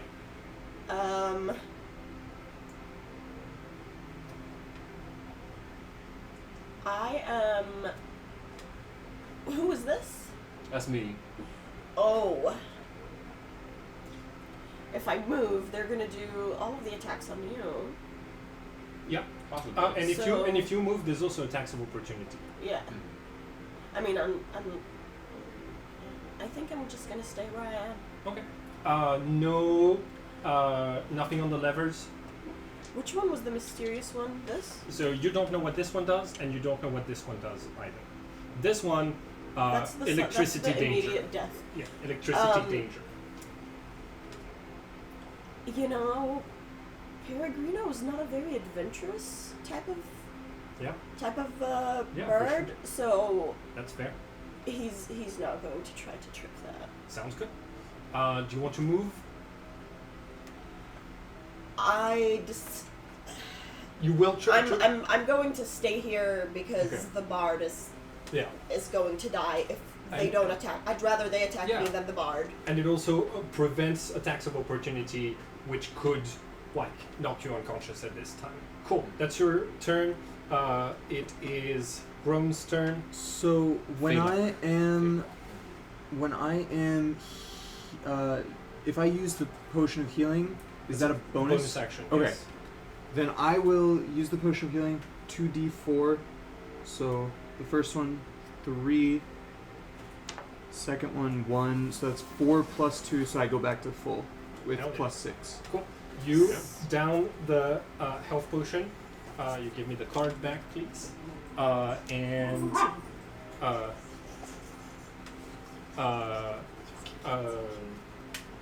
so you drink it. You feel a strong vitality coming into your body. This thing. Roll a luck. Roll a d4 for me, and on a 1 and a 2, you're going to get a surprise. 4. Okay. It just tastes bad. That's all. That's all of the effects I'm used with, to it. with this healing potion. Yeah. Yeah, we're we're haunted. It's You're like like, not another I one. expect it's it to taste it's terrible. it's been in that chest in a room that gets flooded like every time adventurers show up for a while. I mean, the cloak was fine. Yeah. No, the like you can't smell it right now, but once you leave and there's no other You'll smell, notice that it's not fun. It's just fun in We're comparison. not going to be popular in the outpost. Okay, and then what I want to do. So I have 2 daggers. Can I have those 2 daggers both in my hand and use them both at the same time? You could if you had your bonus action. Damn. Okay, that's Yes. fine. That's two-handed attacks. If you What- use your action to do one attack, you can use your bonus action to do a second one. What I want to do then, can I use my rapier to basically like impale this thing in its head? I'm gonna try to impale it in its head, so attack it, and then like vault myself on top of the treasure chest. Sure. Okay. Go ahead and make your attack. It's not dodging, so it's just a regular attack roll. 13 13 plus 5. 5, that's 18. That you're able to hit this one. It's very damaged from the psychic attack that it got previously. So go ahead. And that is 9. a. Okay, you roll. Oh wait, you roll this is a D10? D8. I D8, thought this yeah. was D8. Sorry. It's the double pyramid. Yes, it's this one. Yeah. Sorry, they look Yeah. No, Similar. they are confusing at first. 1. Okay. 1 Plus 3. plus so 3. 4. Okay. You stab it. It dies and falls in the muck. And then I was trying to. If I'm trying to vault over, You can I can just like. you can just move. Yeah. You. That's just 10 feet of your movement to Alright. get up on top of the chest. I want to be specifically on top of the chest. Roll acrobatics. That's what I Roll, was it's excited. just a difficulty of 4. It's just because it's a little bit of a slippery 2 plus 5 is 7. chest. Cool. Okay. Yeah. So I didn't even So, need to like, roll you- because I have plus 5 to okay. acrobatics. Hey, if you roll a 1, Oh, true, the true. automatic fail. So you flip on top of the wooden chest. You are now your feet are no longer touching the water Yes. or the metal walls. Cool. Perfect. It is now the skeleton's turn. Yep. Okay. There's only one left, right? Oh no! All 3 of them are alive. No, Sort they're of. all- Oh, no, they're sorry. just- These 2 are on their last leg, and this one is dead, and that one is dead. I think. Is So that not true? I mean, if Were they I'm- all faking? I feel like I'm. Hey, it's a great strategy for me to To constantly. I mean, think of have the them, like- bone Koopas. Yeah. Yes. They get back up. Like The skeletons. using it uses half of your movement to get back up from being prone, right? Yeah. And people who are attacking you at melee range have advantage. People who are attacking you at long range have disadvantage. Disadvantage. But for skeletons, it's like faking their death, especially like because they don't show vital signs and they're used to not moving, and then they can just fall into what poop water there is to sort of like hide themselves. It's a great strategy. I'm fighting smart with my monsters. I hate poop water. Why the goddamn poop water? Okay, cool. So this one gets back, uses half of its movement to get back up. This one uses half of its movement to get back up. they both have a bonus action to try to close the door and split the party. What? Okay, no. natural 1. This lever is broken. The door remains open no matter what. Thank God. And the water is gonna keep draining out. Yeah. So Get all the poop water on the nobleman's feet. It's sad. this one turns around and says, Elise, remember what we talked about. You have to do it. We have to stop them. And this one is going to use her bonus action to try to activate this one. So it's a difficulty of 8. I've got a strength of +0, so I need to roll should've run 8 away when or I more. could've. 6. We're So alive. Elise is not able to pull the danger electricity lever up, and as their actions, this one is going to try to attack you, and Elise is going to try to pull the lever again. So, okay, first I'm going to attack you. 16. 13 plus 4, 17, so I hit you. Just by 1. Yeah. And I deal 2 plus 2, I deal 4 points of damage. Oh. Man, no, I should have gone for Celestine. Thank I God. gotta play better. Well, and now, gotta roll an 8 or more to activate the electricity. Oh, thank God. Oh, my luck. Well, this one is going to get up, Yep. move 1, 2, attack Celestine. Yep. So 9 plus 4, that is 13. Oh shit, that hits. That is going to That hit hits. you. You take Oh shit. 4 points of damage. So you fall down to 0. 0. Yep. Okay. I am downed, y'all. When you're at, you can't fall in negatives in D&D. When you're at 0, every turn you are bleeding out Yep. and unconscious. Mhm. Every turn that you bleed out, you're going to roll a Constitution saving. No, I think it's just an. We'll make it nice for y'all and say it's a Constitution saving throw. Okay. On a 10 or higher, you you have a success on your death save. On a 9 or lower, you have a failure. Once attacks also cause you to take failures. Once you're at 3 failures, you are dead. Dead. Your permadeath. It's not your turn yet, Mm-hmm. so it is fine. But your character is unconscious, which means you don't trigger an attack of opportunity when he moves over here and uses his bonus action to. But Yes! Oh shit! But I attack him though before he can do Nope. it. No, it's not an He's- attack of opportunity. He's still within your threatened area. Mm-hmm. Okay. So, as this lever is pulled down, electric sparks start to spark across the water. I'm gonna need everyone who is inside of the room to make a Constitution saving throw. The difficulty is just 9. I'm on the chest away from you. You are on the chest, so you are good. I'm off the water. You got As it? well. I got it. You're, I am you're, floating. you're flying, so Yeah. you are good. I'm the only one, but I got a natural 20. Oh, Okay. yes! And now the skeletons do their Constitution saving throws. Okay. I said it was a difficulty of 9. Yes. Okay.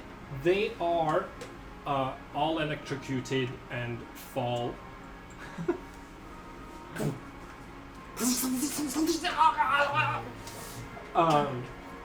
Okay. Is that continuous electricity? Like, is it still Yeah, going It through? it is still going, so we're Okay. actually going. We're actually going to keep going with the initiative order to see if you all are able to either get away or. So, I have a question. Yes. Encumbrance. Yes. Encumbrance. Am I able with the things I'm carrying to carry my companion out? We're gonna say it's a difficulty 8 athletics check to carry somebody out. When it's your turn. Right now, It's my turn. Yeah, sorry. Which means I need to. What do I need to roll? roll a d20, and you're gonna add Okay, I'm Right. safe. That's 13. So you mark 1 success. Once you reach 3 successes, you don't. You can get up. No. Oh. You are stabilized. So that way you're not dying every So you turn. still need to be safe. Exactly. Okay. So Celestine is in the poop water. Just a little bit of electricity. Just a little bit of electricity. The door is still open, so it's like this much poop water, right? I'm not taking damage. I'm just getting tased over and over again. Is the electricity making like hitting the accordion a little bit and going? Yeah, sure. Absolutely love that.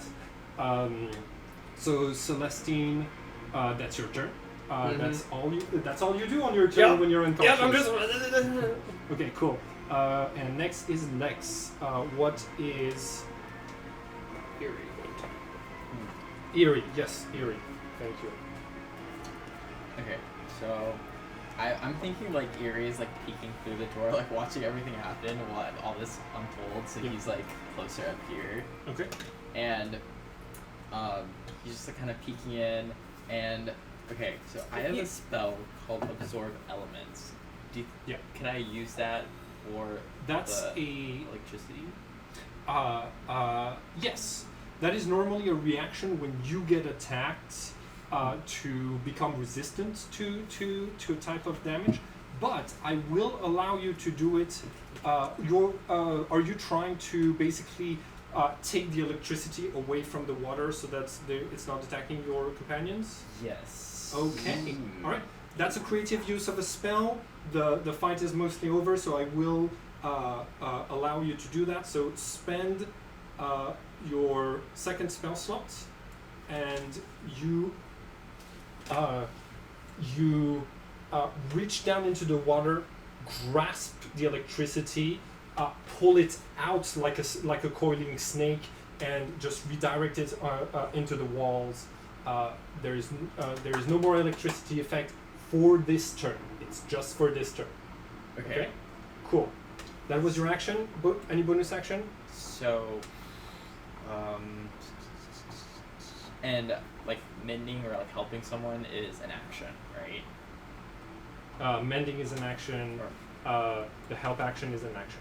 Okay. Okay. You don't. To be in proximity to the person to help them. Yes. Okay. What about like throwing a potion? Is that a thing? It is a thing. None of you. The only health potion in the. It's got yeah. yeah. Sorry. But if it exists, I like, got it, exactly. Yeah, that would be we an were both at action. 4. We were both at 2. exactly. like- so it's not a bonus. like, action. It's an when action. you're throwing it, Baldur's Gate freestyle, it's going to count as an action, Okay. right? Because otherwise, applying applying health potion to allies from range would be overpowered, a little bit overpowered. Okay.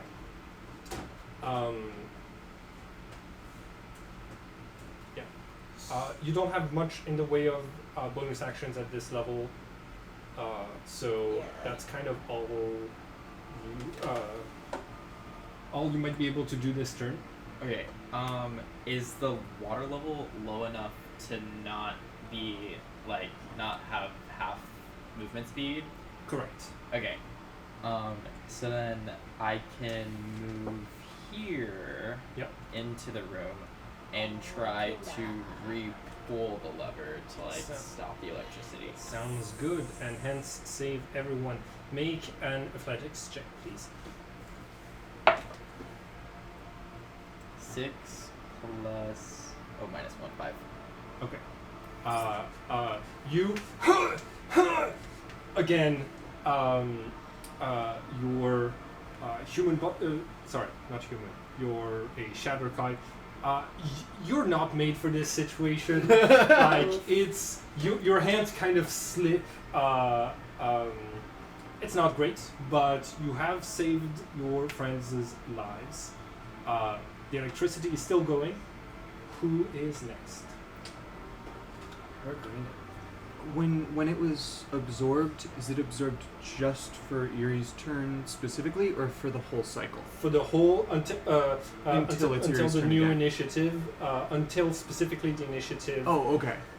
Not the next initiative of the skeletons, the one after that, when it's the initiative of the skeletons, because they triggered it. So Okay. you got Okay. plenty of time. What would you like to? So I have 3.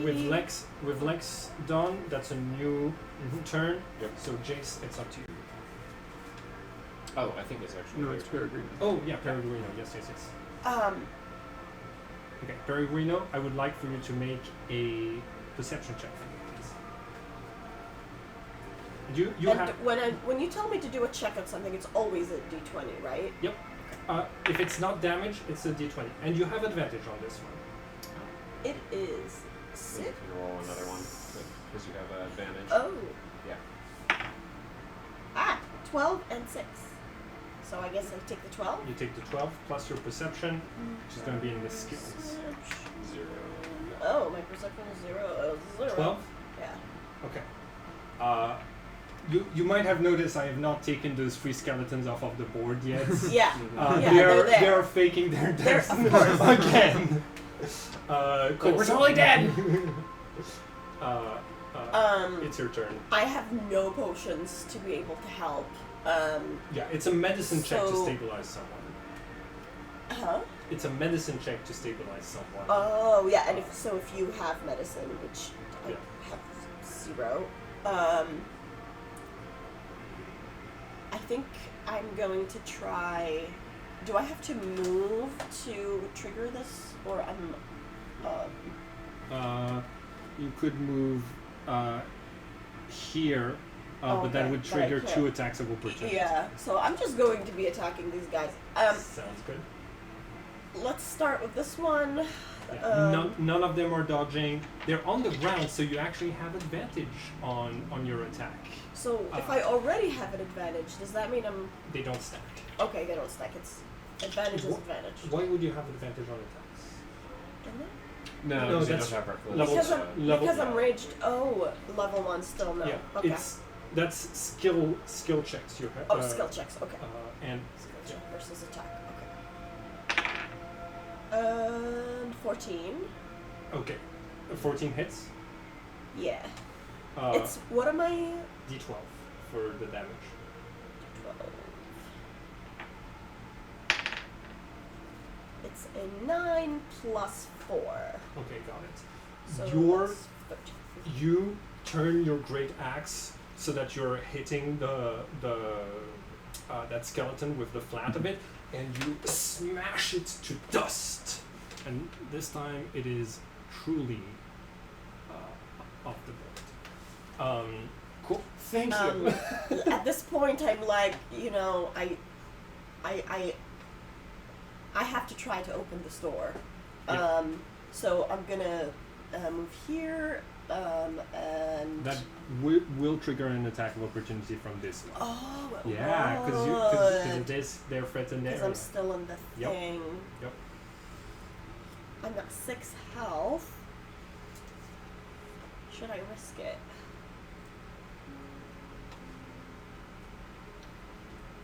You are raging, so that's 12 points of damage. But I could crit.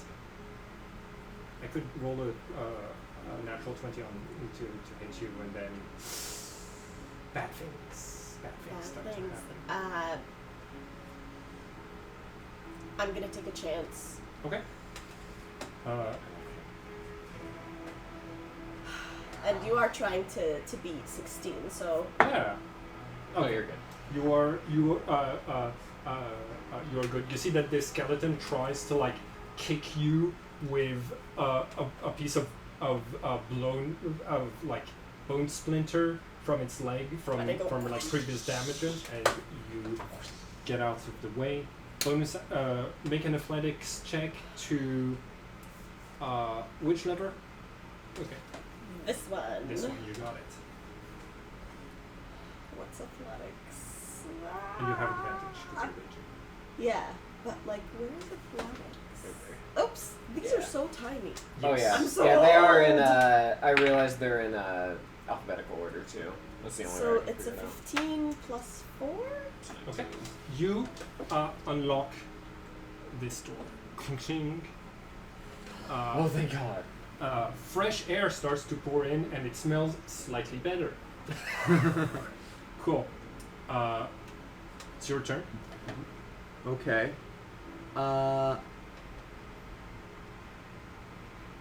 Okay. I am going to jump off the chest.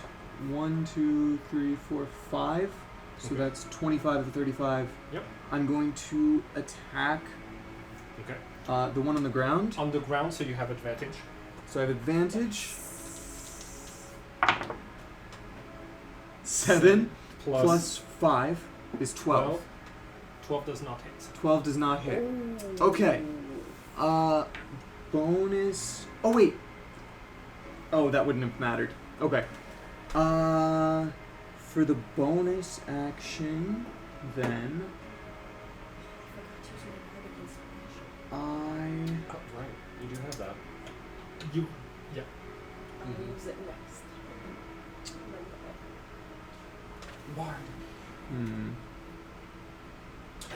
If you have your 2 daggers, you can do another attack.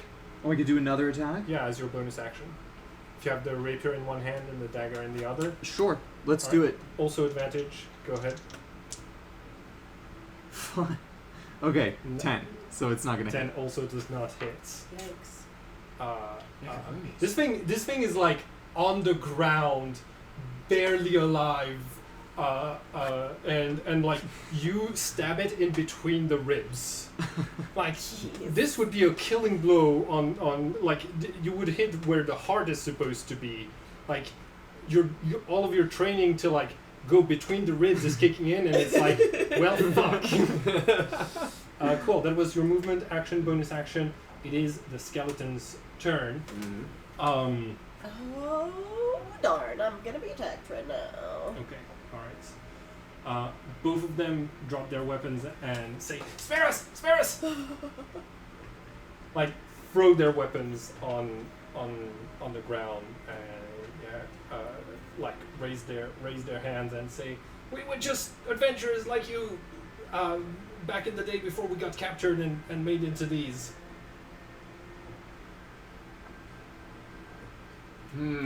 I don't buy this for one dance. My character is pull just the in there. thing. Prove it. Pull the electricity back. Because it's still on. Yeah. Okay. Prove it. They're both gonna they one of them like crawls from underneath your body and pulls the lever back up and says, "All right, okay, I mean, fine with me. okay." I can't do anything. I'm still sitting there. Oh yeah. They threw away their weapon. So that was your turn.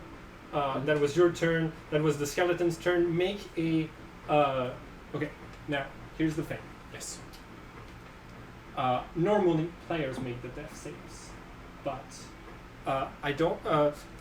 It's reassuring if you know that this player has not failed a single death save, so we know that even if she rolls a 1, she's gonna be fine this turn. Okay. For this campaign, I will be rolling the death saves and keeping track of them. Okay. You My don't- heart. So Really need you to are work on my other you are still characters. breathing. Surprising. Okay, cool. Whose turn is it next? Lex. Okay. Do you have any medicine, Lex? Yeah. So I am gonna pick up Celestine. Celestine. I'm going to try to mend or heal Celestine. I'm just like kind of like apologizing. I'm like, I know I left, but I'm back. So I rolled a It's difficulty of 10 medicine to stabilize 7. someone. 7. You Wait. Oh wait, that's the. So if I were to use if I wanted to use guidance, I would have to use guidance on this turn and then heal next turn. Like, would I not be able to yes. use? Okay. So yeah, 7. So you come over to Celestine. Her wounds are bad, and also she's bleeding into Shit like water. covered in shit water to his, like all on her back and at least up to her pants. So like everybody who's been wounded is gonna make some Constitution saves to avoid getting infections as soon as we're done with Oh, this that's good. combat. I think I'm good at healing, but I'm just really grossed out. It's a lot of Yeah. blood and poop, and I'm just really sorry, Yeah. I can't really get in there. And You heal. also don't have any spells left, spell slots to heal. So that is your turn. Cool. Next up on the initiative, Pellegrino, you have 2 enemies that are suspiciously surrendering. The Geneva Convention does not apply in this world. And you're still raging, which you will lose your rage if you don't attack this turn. Yeah, and from my long life, I have learned not to trust anyone. Okay. I'm going to attack. Okay, go ahead. This one is still on the floor, so you have advantage. Advantage. Come on. 14. Okay, you crush this one to dust. Elise says, "No, it's okay. I didn't actually like him that much, but please, I can give you some information." Question mark? That might. Let's hear the information first. Okay.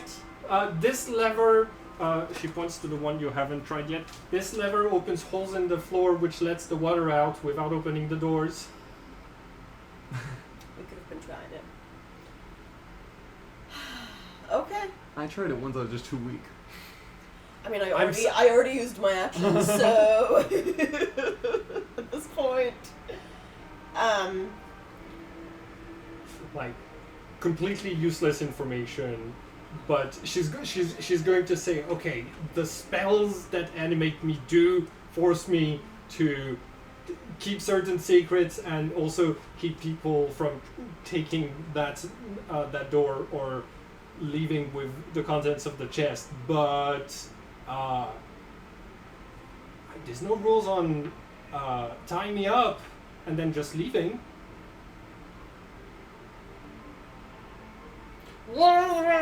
can I tie them up as my bonus action?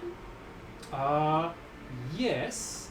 I'm gonna ask you to make a sleight of hand check to see how good you are at knots or survival. It's your Can I help a sleight of hand check? That would be your action. If you don't, just a short reminder that it's an action to try to stabilize Celestine. Which you said sleight of hand or Survival. I'm gonna do the sleight of hand. Okay. 3 Okay. and plus 2 is 5.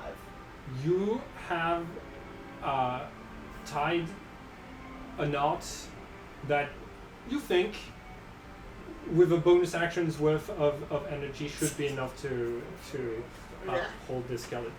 Okay. No, sorry. You didn't fail that bad that you are unaware that it's not good. You are aware that it's not good enough. as your bonus action. Cool. Some people went to the scouts, not me. Next up on the initiative is you. Yeah. So we just tied up Elise the skeleton. We tied up. I mean, It's feel not- free to it's- kill it if Allegedly. you want. It's not very well tied up. Okay, can I do an Arcana check to check to see if I can see what the magical spell is that's Yep. keeping her Sure. alive? Okay. And Just that roll. would be- Just roll Arcana. Yeah. Okay. 9 plus 4 is 13. It's called Create Undead. It raises bodies back to life either as skeletons or as zombies. Okay. And they have to follow the orders of the necromancer who cast them. This is the first time you've seen a skeleton with a personality. Okay. And does that count as an action? No. No. Okay. Knowledge Then- rolls are free. Okay, then can I also just check how tight the rope Yeah. is? Yeah. Okay. As a bonus action, you can do a sleight of hand. 10. That's a 10, and then it would be sleight of hand. Yeah. So that's 17. Okay, Let cool. him tighten You- it up. You tighten it up much better, and Celestine is no longer able to do attacks of opportunities or attacks in general, so you can leave the threatened area. She's fully immobilized. Or Elise Not is. Celestine, Elise. Yes, Okay. yes. Yeah. I was confused. Yeah. Um. Okay. You Okay. still have your action. I still have my action. Celestine is still dying. What could I do? Leave? Like, leave? Right? I mean, I could just leave, but what could I do to help? Oh, you can Oh, roll. You can do try you to roll have- medicine. Try to roll medicine? Okay. I'll try to roll medicine. Or I guess I'll move over there Yep. and do it. Yep. Okay. Yeah. 17 plus 1, 18. You state as Celestine is stabilized, so you're in about 10 minutes you will wake up and you'll be okay. All right, this combat is over. I need the three of you to make a perception check, please. Can we go to sort of like a calm dungeon, like maybe D&D crypt Yes. ambiance, please? 15. 15? 11? 14. Okay, got it. Cool. The both of you hear an eerie song coming from the corridors leading deeper. Actually, can you play that song? Yes, I definitely will. Let me pull that up. Thank you. You're too unconscious to do anything right now about this song. being Thank played. goodness in this case. Is it a flute? It is a It is a voice. A voice. It is a voice singing. Okay. Is it? Or it's a violin. It's a violin. It's a violin. Okay, yeah, it's a violin. Okay. That's extra scary. Oh, I feel like I know this song from somewhere. In real life, but not in... Mhm. Okay, can I, like, sneak into that room Yeah, and try to be undetected? For sure. It is a dark corridor. The light of your torches don't shine far enough in there that unless if you have dark vision.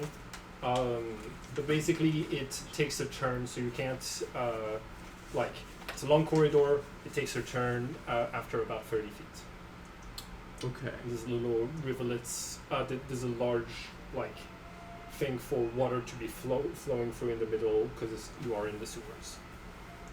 Okay. So I'll try to go down there undetected. Okay. Would that require stealth? Yes. Okay. So 21. One of your party members is still unconscious. 21. You are going to. Hell yes. So you walk deeper. You're going to see a strange scene. There is there's a statue of someone with like complex attire that look like it's got many symbols on it. It's a statue with her arms joined in a prayer raised towards the heavens. And you see a sort of like metal tube protruding from the mouth, just barely. So the song is coming from that tube. You also spot an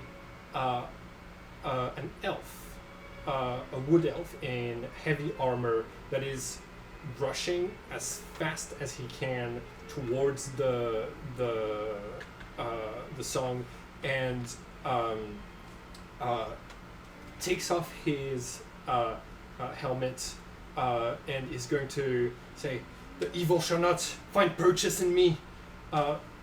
Light radiates from his hands, and he puts his hands to his ears and screams as he scorches his own ears off, basically. And then you see that he's going to grab a mace, and he starts to slam into the statue's tube, drowning out that music. So all of you can hear the sound of like metal on stone coming from over where your friend has disappeared to, but you also have a prisoner and Celestine unconscious. So what are you two doing?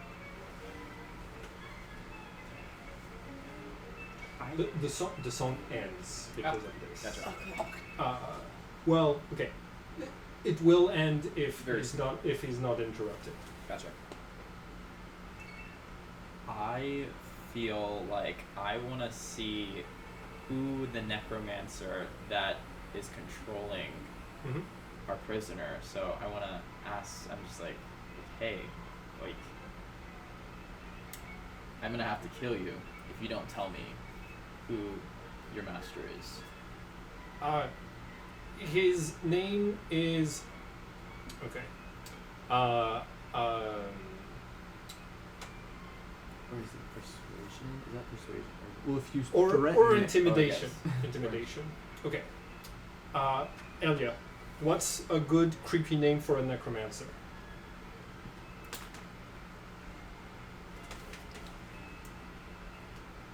Sorgoth. Sort of. Sorgoth. Sorgoth. Okay.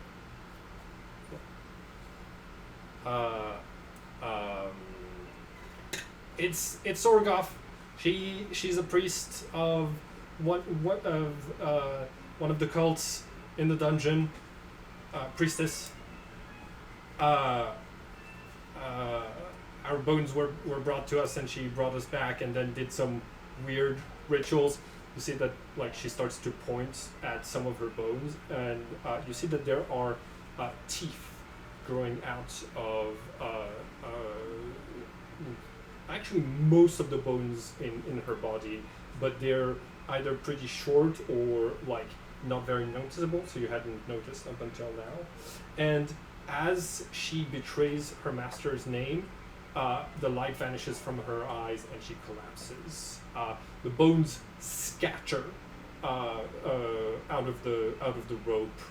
Like the enchantment is truly broken because all of the bones are sort of like too scattered to still be considered animate. Because the spell is no longer being maintained. Oh, like that happens. I'm like, oh, I did not expect that to happen. So I move towards. I want to peek into this door as well. Yeah. Just kind of see what's happening. Long corridor with a turn. Do you have dark vision? We do. Okay. You're able to see Veilok is hiding in the shadows, peering around the corner of the corridor. So a powerful And now Ultima, the other. magic user, while we're all pretty down. So this person, seems the person that's destroying the statue, looks like is wearing heavy armor, and has an adventurer's backpack, what appears to be a holy symbol. This person strikes you at first glance as an adventurer, not. You know that the range of Great Undead once it's cast, the undead can move really far away from the necromancer. Can I see if there's any like text on the statue or around it? You do not notice any text left over from where the hammer is striking. There might be some that you might be able to save if you stop this person now.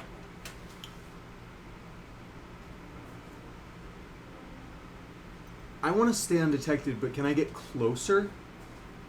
There is no cover in the corridor for you to stay hidden in. This person is currently deaf, and he is like really engaged in destroying that statue, mangling the tube, and drowning out the sounds coming out of it. So he is distracted. You would have advantage Okay. on your stealth check. I would have advantage? Yeah. Oh, that's even better. Then yeah, I'm gonna just go closer, Okay. see if I can evade detection. Okay.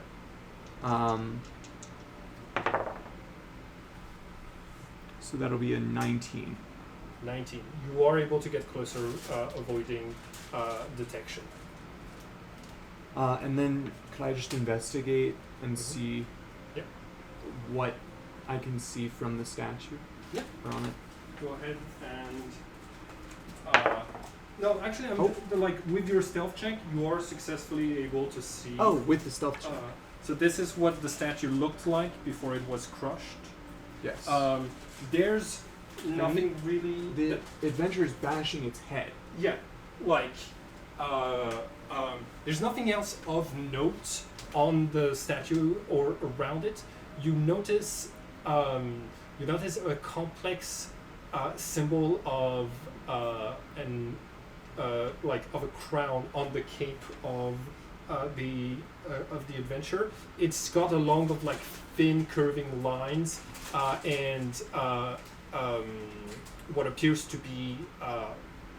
You can make a history check if you'd like. Sure. That is a 14. Okay. This is the symbol of the royal guards of the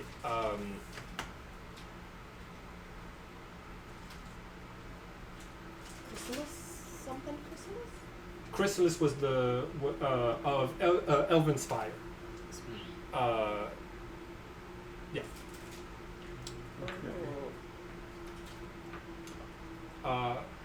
You wake up. You're at 1 HP. God. Are we still in turn based? No. No, We're not in turn based. You realize that like barring pickpocketing this person, you are just like endangering yourself by being this close. You're not gathering any more clues. Is And- this a dead end, or is there... No, it continues. It continues? It seems that person was coming from a deeper corridor through which you don't see much. I know that this is running away from this, so it's okay if you think I should go back, but I want to go just keep stealthing deeper in. Because Okay. especially if this person's still bashing the head, Yeah. then... Okay. And is still I'm gonna distracted. need you to make another stealth check. You no longer have advantage. No longer, okay. He is coming to an end with the bashing. Okay, so I'm going to just like run Just past. comes back. 7. 17 plus 7, 24. Okay. Helgis, you continue, and you are going to see the bodies of a couple of imp-like creatures that have been damaged by like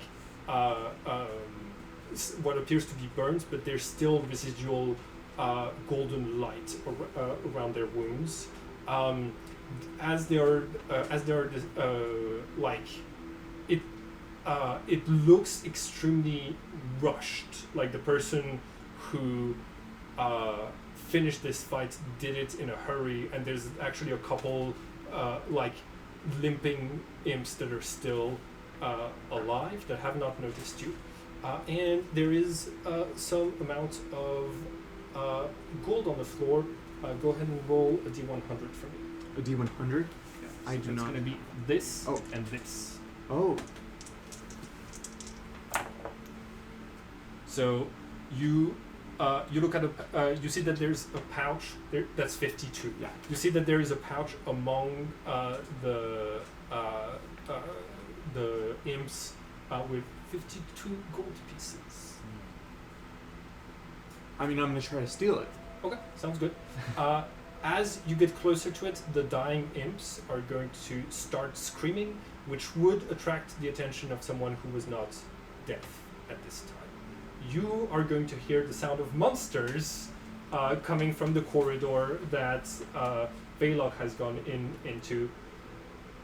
I'm assuming the rest of you are going to be together. Do you follow, knowing that you will need to make stealth checks, or do you let the rogue do? Is the music still playing? Did I hear any of it? It's a as the sound of bashing stops, you were able to make out the last few notes, and you know, shit! and you know Oh, that God. you know that melody, but It's like the tube getting damaged so bad, or the person on the other side of the tube stopping, means that the notes vanish. I will try to. I gotta talk to the. Oh shit! His ears are all like. I'm going to walk in there, wave my torch around, trying to get this dude's attention. Okay. Like, hey, buddy. He What up? He sees you and says, "Did you hear any of this?" And I'm like, hands Yeah. signing, like, yeah, You- I heard you- it. you What the nod- fuck you is nod your this? head. You see? I'm so sorry. Evil has might have found purchase inside of you. Oh dear God, no! Roll initiative. 7. Actually, everybody roll initiative. So I because get a- once this paladin moves over to Celestine, he's going to spot the other two. Can I attempt a persuasion check? You can. You'd be at disadvantage because he can't hear you, and I don't. True. You know what? I got really high persuasion though, so I'm gonna try it. Okay. I'm gonna do my best. So, can you keep track of everybody's initiatives? Please? Yeah. So right now I have 7. So I also roll initiative, right? Yes. Okay. You can be less. 6. Let's see on this thing. We both rolled a 16. We did? 17. Oh my god. 7. Yes, then you are. So 17. Who had 17? I had 17. So you had 17. So. And then we each got 16. We both got 16. If we both got 16, do we roll again? It's You 17. can To tiebreak? You can either see who has the better initiative modifier, who would go first, or you can decide who goes That's first. you. You're a plus That's me. 3? I'm plus 3. Yeah. Yeah, the high dexterity rogue is gonna take it if. So is this wood elf like now in like we can see him? Yeah, you can see this is a wood elf, but because he's turned towards you, you unfortunately do not see the emblem on the wood elf's cape at this time. Okay. Since Eerie is Okay, hold on. Initiative. Alright. Shit, where did I put that? I put it back. I'm a silly bitty. Okay, that's fine. Ooh, natural 20. I'm gonna act shit. first. Yikes. Christ. Cool. So Combat music. Preferably something eerie and holy at the same time. Okay. Cool. Tears flowing down his eyes, saying, "Don't resist. It's not worth a life with this curse inside of you." And persuasion check. On your turn. I'm so fucked. 2. Okay. Oh, okay. Thank God. You are not hit. He doesn't have a bonus action, so that's gonna be his. Yeah, as a bonus action, he's gonna try to persuade you. He's just going to say, "There's great evil in this song. The very fact of knowing the notes, of having heard it once, might mean that you're already cursed. You will become a puppet of a dark entity, or at least there is a high chance of it. There is no cure, but one." Uh-oh. Okay. Who's next on the initiative? Next is going to be Eerie. Okay. So Everybody is low HP, right? I'm full HP. Oh yeah. Yeah. You're like, well, I'm sneaking, so. I'm sneaking. So since Eerie is of Chrysalis and also Elvish, Yeah. can I You're- see if like I know him or if he is like someone I can recognize? Roll history. Okay.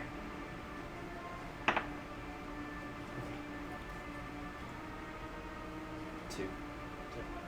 This is someone of your original people, back when you were a wood elf. But this is not someone that you've ever met, or at least in your long existence, it is not someone you remember having met. Okay. And he's trying to kill us. He's now that he Yep. sees you observing it, he moves to say, "Please help me destroy this curse." How can we help you? Or I guess you can't. Okay. He does not respond because he can't hear anything you're saying. Cool. So I- that was your history check. Okay. I don't know. Are we attacking him? Is he like? Is that like a? He has the eyes of a zealot on a mission, Okay, and he doesn't have dark vision. and as an elf he It's does. a dark elf. Oh, okay. No, he's a wood elf. Wood elf, sorry. So, and he's like standing in the corridor, so he's like, if you want to go forward, he would be in the way. Yeah. Oof. If you want to run, that's also an option. He's not blocking your path, your exit. I am going to cast guidance Okay. on, Celestine. Celestine. Yes. I'm Okay. gonna, So just to, I see that Celestine's trying to persuade, so I want to guide that sounds and good. kind of like, start with that. Guidance, is it for ability checks, or attacks, or saving throws? I think it's ability checks, but I need you. It is roll a d4 and add the number rolled to one ability check of the Okay. table check. So yes, that would be a D4 for your persuasion if you're doing it. Okay. So so you cast guidance. Do you use your movement? I am gonna move back. Like I'm gonna move back. I'm not that strong, so Yeah, I'm just yeah. kind of like creep back Yeah. a little bit. So That I'm makes like sense. here looking in. Who's next I on have the? a question. Yeah. Did the paladin go into this room? No. So right now, if you could, You're basically at the corner of a corridor that is 15 feet by 15 feet. Okay? Okay. And I'm You're doing next on the this. initiative. yes, Ooh. and I'm away from the corridor. I Yeah. am like if this were to turn this way, like I'm like Oh, yeah. here with Yeah, the exactly. imps. Yep. Yeah, No, you're here. You're just I'm there. far, Okay. so far down that you can't really. And I'm with the imps. Have I stolen the 52 yet? Do you want me to Yeah. grab this? Yes, please. If you could grab me just a random paladin.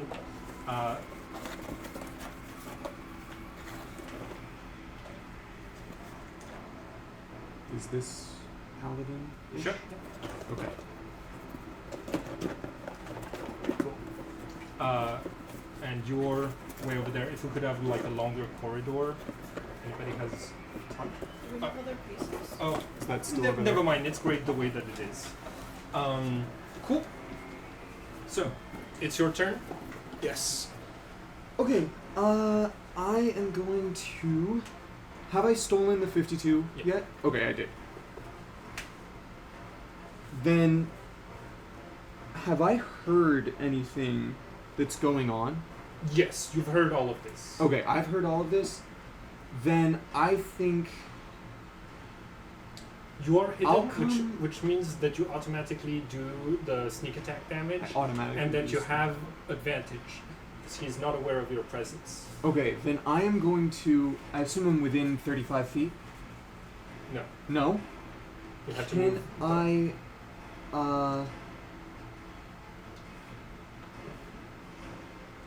Does leaping? It's a part of your movement. That's a part of the movement. Yeah. But I can't So it's move inclu- more than. Yeah, it's included in Okay. your 35. Because if I do mirthful leaps, I could do plus a d8 to the feet of a long jump. Would that make up the difference or not? Or could it if it was? Sure. If you roll a 5 or higher on your d8, you could get into melee range with your bonus action. But no, it's as part of your movement. So roll a 5 or a more, and then you'd be able to do 2 attacks, one of which would be a surprise. Okay. 3. Okay. So So you're going to be. I get like here. Yeah, exactly. You can dash or do a crossbow shot if you have a crossbow. Well, I have a short bow. Okay, you can do a short bow shot. If I dash, could I still use? A dash would be a bonus action, No, or an a, action, a dash is an action. and then I could do a bonus action for the dagger. Nope. No. Because you need your first action to be an attack. Okay, For the second sorry. action for the bow. So it's Then I'll use the short bow. yeah. Go ahead. Your hidden advantage.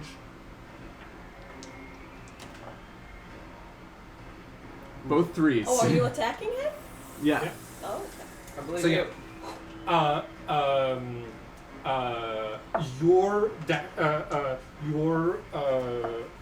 Your arrow hits the center of the crown symbol on his cape and just bounces off of the chainmail beneath. Cool. Who's next on the initiative? That is going to be you. Yes. You see that, like, he turns around. He's like, I'm surrounded.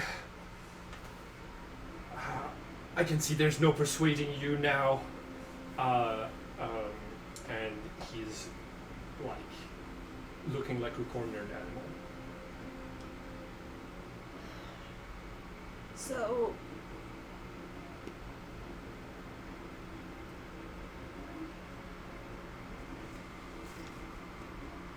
At this point, he's seen all of us, right? Yep. Okay. I'm just going to fly over and just ready to attack with all my might with my axe. Okay. I have decided that this guy has to go. Okay. Do you rage? Yes, I will rage first. Go ahead and attack. This is my second rage too. Yeah. Like, I mean- track. Go ahead and make your attack roll. You can see this person is already wounded from previous fights, Okay. but his But I don't heavy have- armor is It's like intact. it's not intact, but it's looking pretty resistant. Alright. Ugh. 3 plus 2 is 5. just 5. You I've been rolling terribly. the great axe. You see that he catches the haft enough that like to that your axe does not pierce the metal armor. Pushes you back. That's your movement, action, bonus action. Who's next? That would be me. Oh boy. Yeah, I'm like trying to figure out what I should do here. I have a feeling he's got a lot of you can tell that both of them attacking has raised the difficulty of persuasion to, I'm gonna say 22, and you have disadvantage because he is deaf. I want to cast an illusion, a minor illusion, Sounds good. of that same statue that he was attacking. Okay. And I want to post it over here. Okay. And then I want to persuade him to go attack that thing instead. Be like freaking the fuck out, or maybe use a Okay. deception. So you want to make something that wasn't there before appear. Yes. Get Or- him to notice. Get him to drop attacking the people who've already heard the song to attack another. It's a statue. very bad idea. I'm just checking with you Yes. that this is what you're trying That is to the do. idea, yeah. Okay. I will try it since everything else I have So- requires him to hear me. Yep. Sounds sounds Right, good. I I'm swooped gonna to- say that this is a free action. So Okay. just roll with 2d20s with disadvantage. And can I use the Yeah. this thing? You can also save it if if your rolls are so low that you don't think a d4 will bring about a victory. Gotcha. That makes sense. Ooh, 4 yeah. and a 1. That's not Okay. gonna bring about a victory. Yeah. Yikes. You mouth something and he's like, "How dare you say this about my people, you racist cur!" But I'm like, fuck.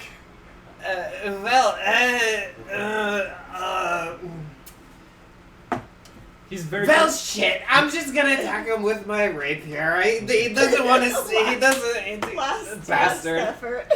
At least effort. I'm just gonna Gotta- try. gotta do it. Go ahead. All right. Which one do it? So I roll this to see Yep. if I hit. Okay. 17 Plus. plus.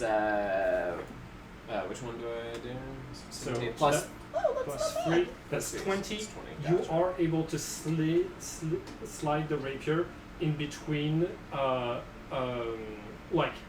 basically going from above into the throat, like beneath the chest plate, into the organs there, and you see that the elf goes, "You'll realize someday this was a mistake," and he falls to the ground as the light seems to blur from his eyes. His eyes focus on you. He says, "What have they done to you, the White Prince?"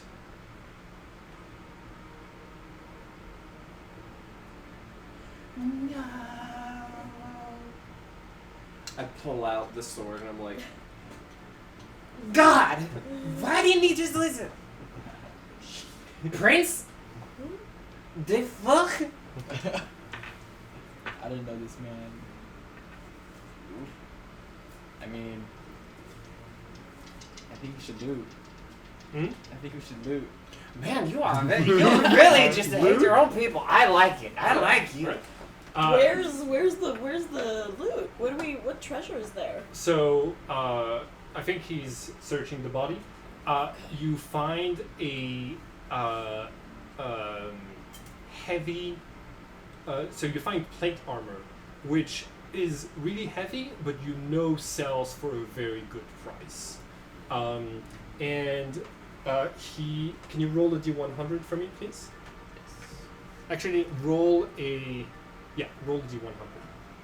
So it's Do you have a second? Yeah, let's yeah, do it's those two. So we're gonna have it. 30. So 15 gold pieces, and Not bad.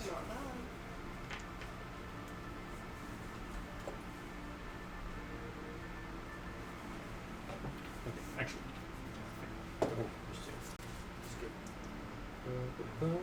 You find a quiver that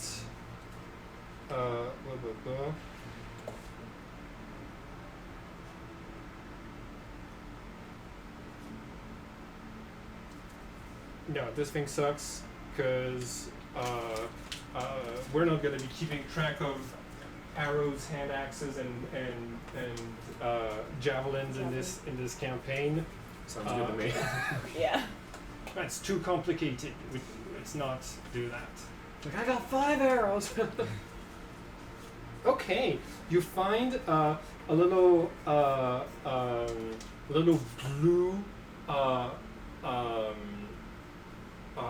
horn-looking thing that's like as you pick it up, sounds like it has a little bit of water sloshing inside of it, and you see that it is empty, like basically like a drinking cup, or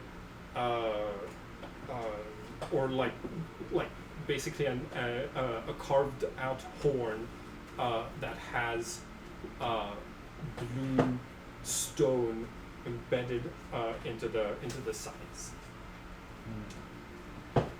But as you move it, you still hear the sloshing, but nothing comes out. So write that you have a decanter.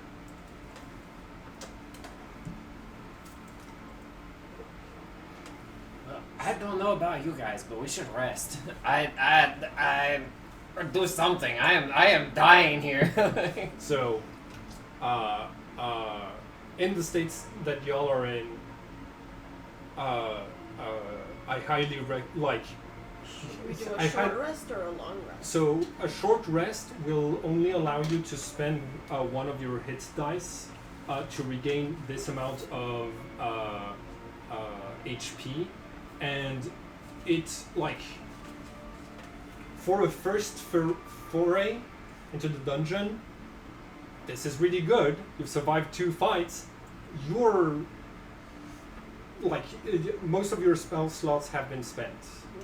I think all of your spell slots have been spent. So it looks like maybe this is it for today. The village is the town is near enough that you could get back there like within 30 minutes. So we wow. can do a long rest You or not? you could go back to do a long rest. You can just stay in the in this smelly corridor if you if you'd like to like do a long rest and then push further. That's up to y'all. You guys, I would- We need to go back and rest. I need to wash off. I have all this poop water on me. I need to change. This is not what I'm used to. So yeah, going back. The little nobleman with his inability to handle poop water. Gross. So sad. I wipe a tear away. I'm just like, Roll a d4. this is gonna be very bad. Okay. 3. You activate Vicious Mockery by accident. You take 3 psychic damage. Fine! No, I'm okay. Or no, you have 6. You have 6.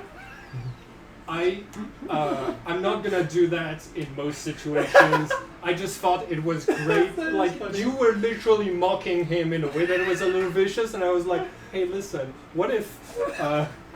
Okay, cool. Fuck, that's good. Yeah, let's sorry. Let's go rest. Anyone who wants to can make an Arcana check to identify the. Who has a good Arcana? It's I have a -1. like It's free. It like I have yeah, plus it's, 4. Uh, I have plus 4. I mean, we can all We roll. I would assume. Yeah, right? you can all Oh, we roll. should yeah. all roll.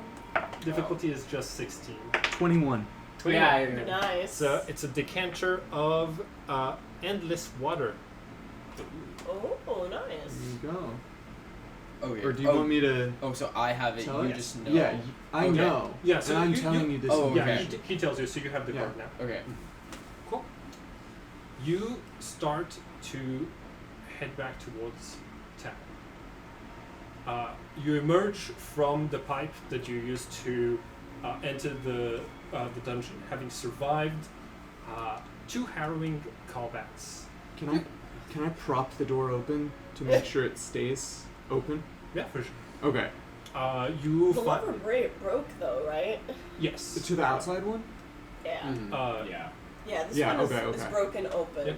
Then that's fine. You But this one, Yeah. I don't know. you find a piece of the statue that's like large enough to basically like prop the slab of stone that serves as a door, so that it would still be possible to crawl underneath it or to use a crowbar or something to if it ever closed again.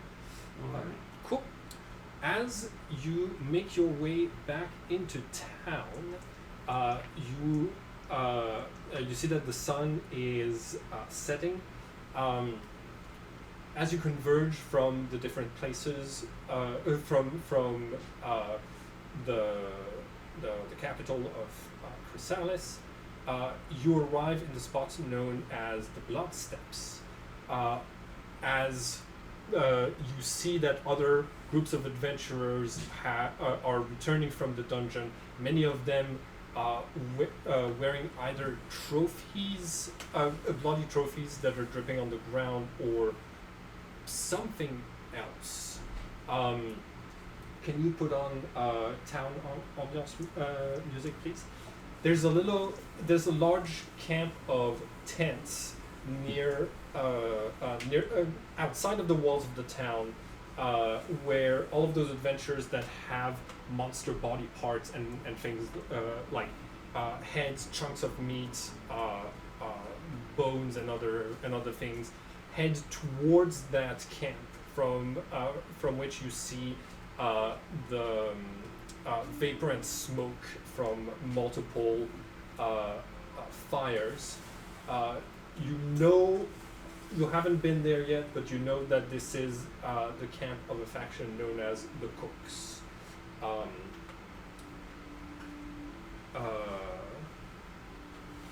You see the outside walls of this little town, made out of stone, 10 feet high. They're not 15 feet high. There's groups of guards that are standing guards. The sun is setting, so you're arriving with the sun in your eyes. And yeah, you make your way into town. Finally. Guards let you- Oh, do we have to make it past the guards? The guards observe you, and you see that one of them is like an eagle Aarakocra, and is holding a little bell in her is holding a little bell in her hands, and she puts it close to her ears as she's watching you pass by, and then just waves at the guards to let you pass. Oh, thank God! I thought we might have to fight. You see that like she turns her head to you and says, "What made you think that?" I don't know. I've seen far too many things happen today. Forgive me. We just got out of a dungeon. It's scary. I don't know. I'm keeping my eye on you, babe. That is perfectly fine. I really like you though. You're beautiful feathers, really. It's gorgeous, really. We should leave. Guys, While they're talking, can I try to steal something from the guard?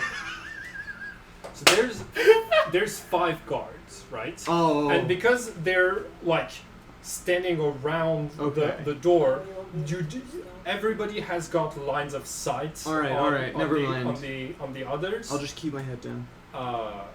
So it would be really difficult for you to steal something, right? I won't risk it right now. I will steal from them later. I've got my eye on them. How wonderful to be in an adventuring party where mouths and hands are not kept For to now, themselves. I'll flick. What is I'll that? flick 1 gold piece over to just whichever one looks the most in charge. Yeah, it's the It's the Arakocra. Arakocra? Yeah, she. You see that like the gold piece lands in the mud and says in the mud and she says, "You're not supposed to do that. That could be considered a bribe to law officers in this town." And you see that she picks up the gold coin and says, "I don't want to set a precedent for my guards to take gold from adventurers." And she tosses it in your direction, like basically tosses it at your chest so that if it will hit you if you don't catch it. Okay, so I'm gonna. Do I do a check? I'm gonna fly. To catch? I'm gonna fly, swoop in, and try to steal it. The try gold, to the take gold it. piece? Yeah, yeah. oh, okay. Okay, you can do a sleight of hand check. It's just a difficulty of 8 to just. I do it. I rolled a 9 and I have a +2. Cool. Nice. You snatch it out of the air. You have 1 gold piece. You have -1 gold piece. Why are we throwing our money around as well? Dear God, she's Adventuring. just so grumpy. Okay. Adventuring with young Lex. people. Yes. What is? Did I? I already asked you. No. What is the name of this town? Wait, where's my gold piece? Oh, there it is. Yeah. This is the town of Avalon. Okay. And very elfish. I approach the Arakocra, and I'm going to use my position of privilege and request and be like, "Hey, can you get me and my friends a room, please, and run me a bath? I am disgusting, and I'm going to need to change of clothes as well. So if you can point me in the right direction."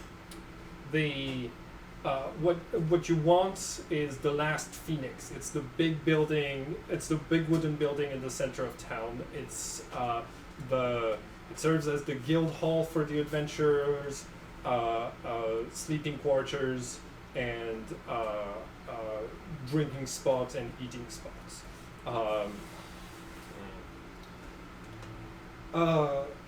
Jordy, what is this guard's name?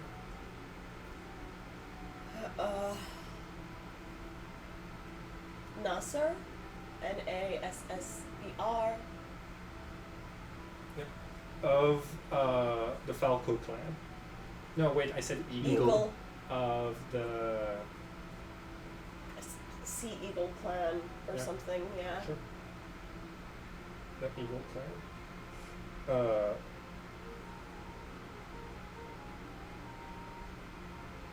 Okay. So she turns to you. What did you? I wasn't really. Oh, okay. Yes. I'm just kind of being like protect, like not making eye contact and just like trying to move with the group without like Tell the people making on. conversation. Tell the people on staff that Nasser sent you. They'll that should make them hurry your case along a little bit. I can see that you're I can see by the brooch that you're someone from a noble family. We need more people who can uphold laws around here. A prince. I'll believe it when I see the crown. Okay. I was going to say something. I'm going to keep my mouth shut. I will see As we Really? as we walk away, and as we're out of earshot of the guards, Peregrino's like, ugh, those of us that end up being cops. I no. Damn it. Sad face. Oh well, I don't care. I just want some fucking food. Yeah, I feel like Erie is like walking Yeah. pretty quickly to the guild tavern. Yep. Question. Yes. Are we all going to be able to afford staying at this establishment? Probably not. So it's you know that you will, for a reason that I'm going to introduce when you get in there. Okay, sorry. I Tavern didn't mean music, to- please. See. You. Oh, actually, I already played tavern music. Oh, okay, perfect. So, as you open the doors to the tavern, you see that there's a dwarven waitress with long red hair that turns around, not from the sound, but careful where you're walking. Don't come in here smelling like this. Go to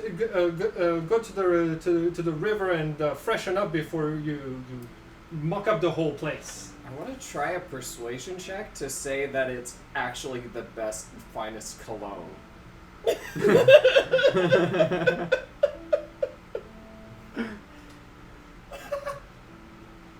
You're gonna get us kicked out of here too.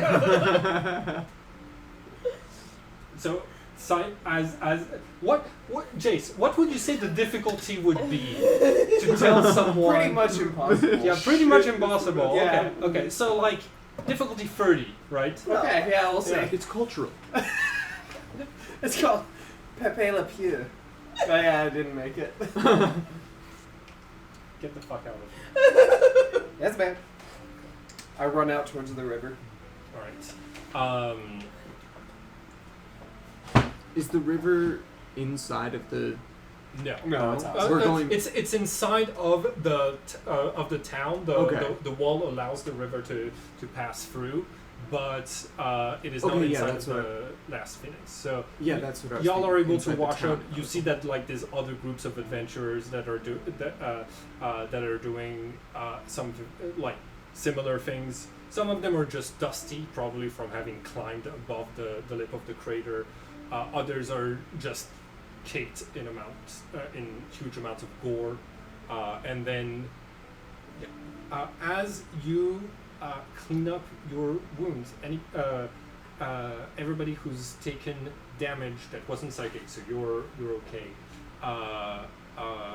I'm gonna want you to make a Constitution saving throw to resist infections. Okay, so 14. Constitution saving throw. There it is, 2, so 16. Okay, you succeed. 18. You succeed. Yeah, 18. Okay, so you are you wash off pretty well. Your wounds do not get infected, and you're able to get inside. You see the waitress this time turns around and says, "All right, welcome to the Last Phoenix. Thank you very much for cleaning up as best you could. I don't believe we've met. I'm Molly McBurnick. Wait here for 1 second. You see that she goes to like a little podium at the entrance, and she's gonna grab 4 pouches and hands each one one to each of you and says, "Here's your share for today. Thank you for your hard work in the dungeon." There's a single gold piece inside of each of the pouches, and once you've taken it, she requests the gold pieces back. So she gives it to us and then takes Then it back. wants it- Here's wants your it back? payment. Here's my payment. No, the bag. Oh, like the bag. once you Oh. like the Oh, the okay. leather pouches. Yeah, sure. Yeah. You all are. This is the first time this has happened to you. You don't know why you're getting paid right now. Mm-hmm. Okay. Well, thank you very much. Thank you very much.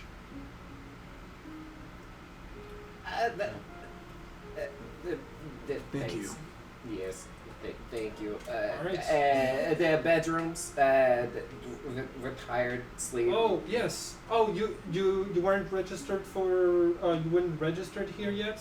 Okay, hold on. Settle down at the table. I'll go and grab some paperwork to register you as adventurers. Thank you. Okay. Thank you. You sh- What entity do you represent? Who is registering us? The last. Oh, this is the Adventurers Guild. We're a sort of union. Yeah. All adventurers all adventurers, once you sign up, you own a share of the tavern of the Last Phoenix. So all of the money I just gave you is the profits for yesterday, right? Everybody gets a share just by virtue of being a part of this. That is so steady source of income. So please don't burn this place down or wreck any of the furniture or anything like this, because it will damage your bottom line too. Before we came up with this system of all of the adventurers co-owning the Last Phoenix, well, let's just say that we're the only tavern left in town. I'll make an exception this time. This feels like the good old days, and I just leave it at that. What good old days.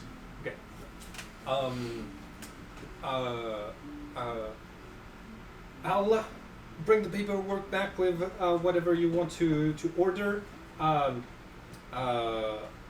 Meals are free. The rooms are free. The alcohol is not. That's what we make our profits from. That get redistributed to you. All I need is hot water for my tea. Hot water coming up. Can I get hot water for a bath? I can do that. That'll cost you 1 silver. 1 silver. I don't know how many silver. You're gonna have to change your gold. I can make change for you, and like you see that she sees the little brooch on your shoulder and says, "Oh, are you perhaps an elf of high blood?" Yeah, damn. Oh, well, I'd be happy to draw you a bath. We don't see fancy types like you around here very often. So she's gonna bring water for everyone, hot water for you, unless if somebody orders something specific. You're gonna get a bath drawn. She brings out simple paperwork, but basically you need to register like name, some details about you, yourself, like your abilities, if you, like your class, basically, along with I don't know, they wouldn't have social security numbers, countries of origin and species, stuff like that. And you're all signed up for. I assume all of you write down your Yes. given names and like write down basic information about yourselves. Can I roll? I'm gonna ask Georgie, what age do you write in the age section of the? I write 29. Okay, got it. Can I roll an either an investigation or perception check to see if I know anyone in the tavern, if there's anyone in an adventurer that I might know, or like a friend. You've only been here long enough to meet the 4 people that you took on your first adventure. So I'm gonna say that like right now, it's just the characters I've introduced and the party members that you know. But please do make an investigation check.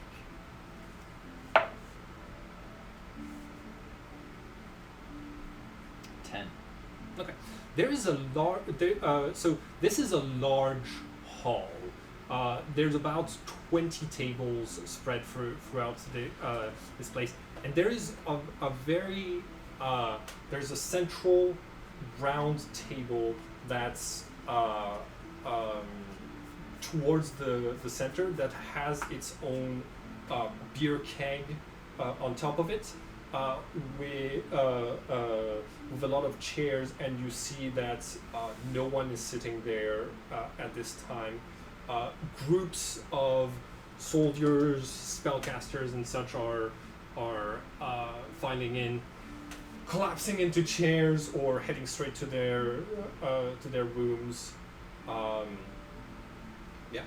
With a tent that's there's a bar, lots of a wide variety of drinks, some of which look pretty expensive, and to the side of the alcohol bottles, there's a shelf with about 20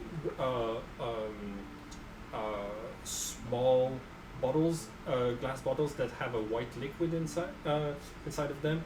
That regularly the liquid becomes transparent and then reappears. And they're labeled potions of forgetfulness. Where does one go to buy health potions? Does that mean we have to Oh, go to town to buy? You're going to want to go at the market in the morning. So I have a question regarding like just rules / plot.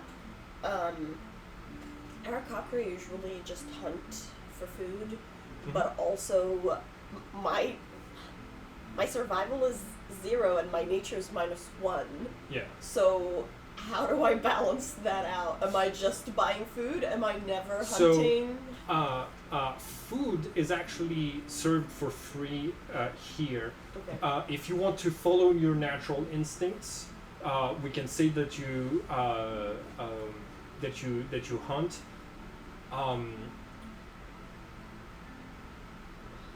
You won't need to roll, because if you're unsuccessful in hunting, you can always come here and Just eat come for back free. and eat, You know what I mean? But as a flavor text, we can say that like, yeah, you are going around hunting when you have the time and energy. Okay.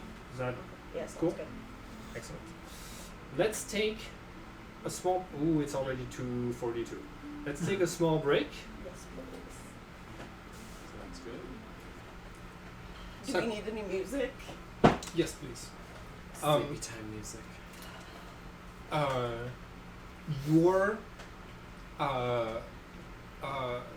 Your characters are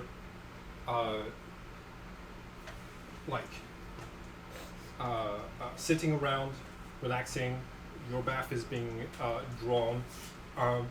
When out through the front door, you see a large orc, like relatively fat, with a chef's hat, a white apron, and like hefting this really large cauldron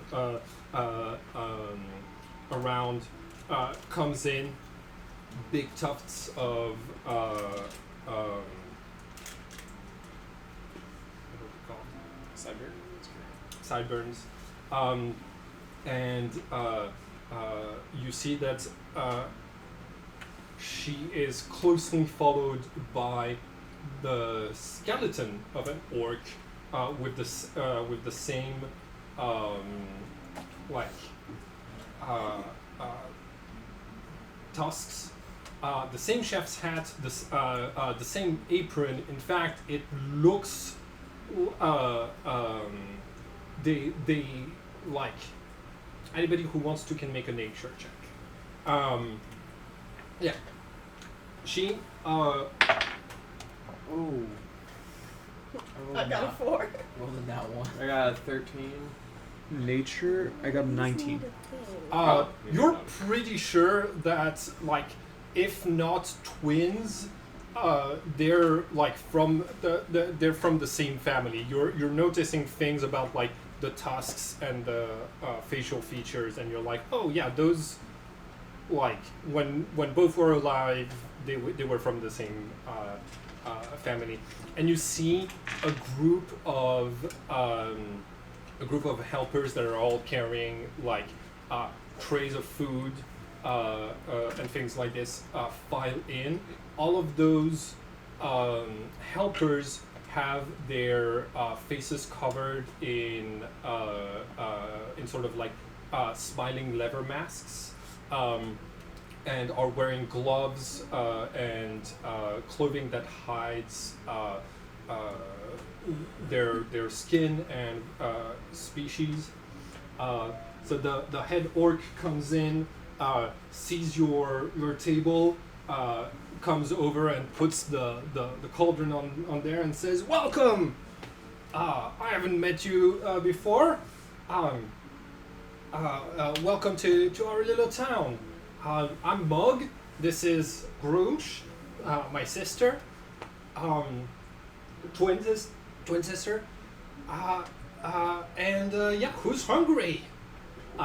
You see that like some of the helpers are bringing bowls to different tables, and she grabs like a large spoonful and just pours a bowl of what appears to be like an orange liquid. Your eyes sting just a little bit from the spices in there, and you see chunks of what appears to be white and red meat getting poured into the bowl. And she, before you answer, she just slides a bowl towards you. What did I say her name was? Mog? Mog. I think, yeah. Yeah. What was the name of her sister? Groomsh. Grooch? Groomsh. Grooch? I'm gonna try to flirt with Grooch. Okay. So you start talking to the skeleton that is that has got like another large cauldron that looks like it has the same soup, and you see that she turns toward you and says, "Vegetarian?"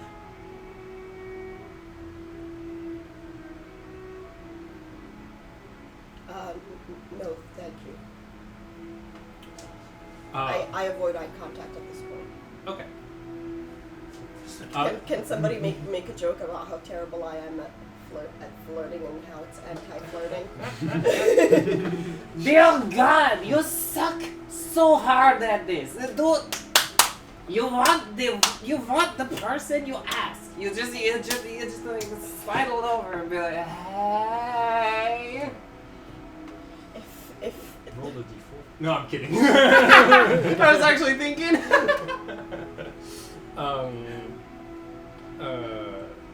Yeah. maybe you can how teach do you- me how to say things Yeah. sometime. How do you react to just food being served? No explanation has been given to you about what the food is. As of yet. I am just going to silently inspect it. Okay. Make a survival check. Survival. Yeah. 3. Okay. Chicken soup. All right. Great. Thank you. You dig in. This stuff is delicious. Like, this is like you can feel that it was made with love and by like someone who's a professional or a team of professionals. Like there's like layers of taste with like the meat and the spices and the broth. Like this is probably the best meal you've ever had. Good chicken. Oh, that's not chicken. Yes, it is. That's cockatrice meat. Exactly. Chicken. Damn it! I should have said I hunt birds all the time. Fuck. Oh, well, you should bring some over to the camp. We cook monster meats all the time. This is your chance. This is your chance. Go for it. When would be a good time for me to bring Wait, them? I stop you. And I start playing my music. Okay. I start playing a very beautiful, romantic accordion music. I join in on the flute. Okay. Are you? Do you want to give the help action, and do you want to give Bardic your inspiration. last bardic Yes. inspiration? Okay. Yeah. Yes, I will help. I'm gonna give guidance. Your guidance? Okay, cool. Oh yeah! The help action means that you have advantage on flirting. The other two cast, like obviously doing something magic. Accordion and flute. So am I? What am I doing? Charisma? It's gonna be persuasion. Is usually the skill that we use to represent Okay. flirting. It's a little bit dark. Okay. But no, I'm You joking. got I'm it. joking. I'm joking. Natural 20. That's Okay. 20. You see, like the skeleton says, "Oh, that would be lovely. This whole region was thrashed so thoroughly by the invasion that like it's really hard to get the foods that we need, and one of the ecosystems we haven't been able to tap into is like high-flying migratory birds. So, well, nighttime is generally when people bring in the meats that they gathered in the dungeon, but we're cooking all the time. So if you want to bring something in the morning, or if you want to come over in the middle of the night, that's I believe I want to learn more about these areas I need to fly over for you, just for science reasons. sure. I Well, think if you have time after you are done with your shift. yeah, lovely. You're welcome. You're welcome. I got your back. Yes. I don't have a shift really. I guess. Hey, Mog, I can have hours off, right? And like, Mog is like, yeah, like, and Grimsh turns around and says, well, yeah, I guess I do. Being an untiring undead makes it really easy to work all day and all night on the things you really love. So. Hey. We may also need to talk about unions as well as sciencey stuff. Sure. I will see you later. Okay. I'm like looking through my wings to see where I kept those leaflets. Yeah. You see that like as she as she goes around serving food, she keeps looking back at you, and at some point you're going to notice that like she just pours a lid full over a gnome. It's like who gets like scalded. Anyways, after that,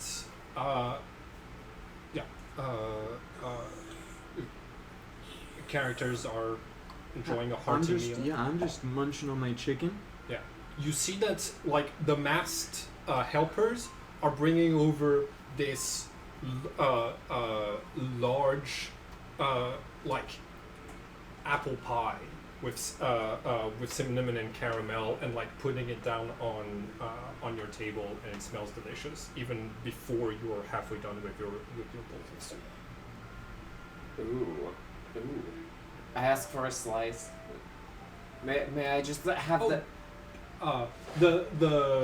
The helper kind of just gestures without saying anything.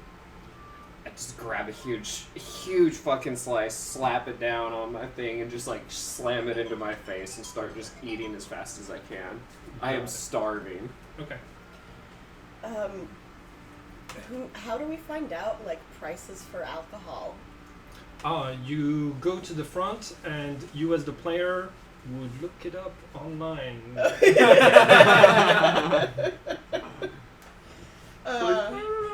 I was considering buying my party drinks since they helped me out. Yeah. How much gold do you have? I only have 2 gold. I'll pay for the drinks. I just stole 52 gold pieces from imps, from dead imps. Yeah. Okay, so I'm just gonna say it's gonna be 1 silver per,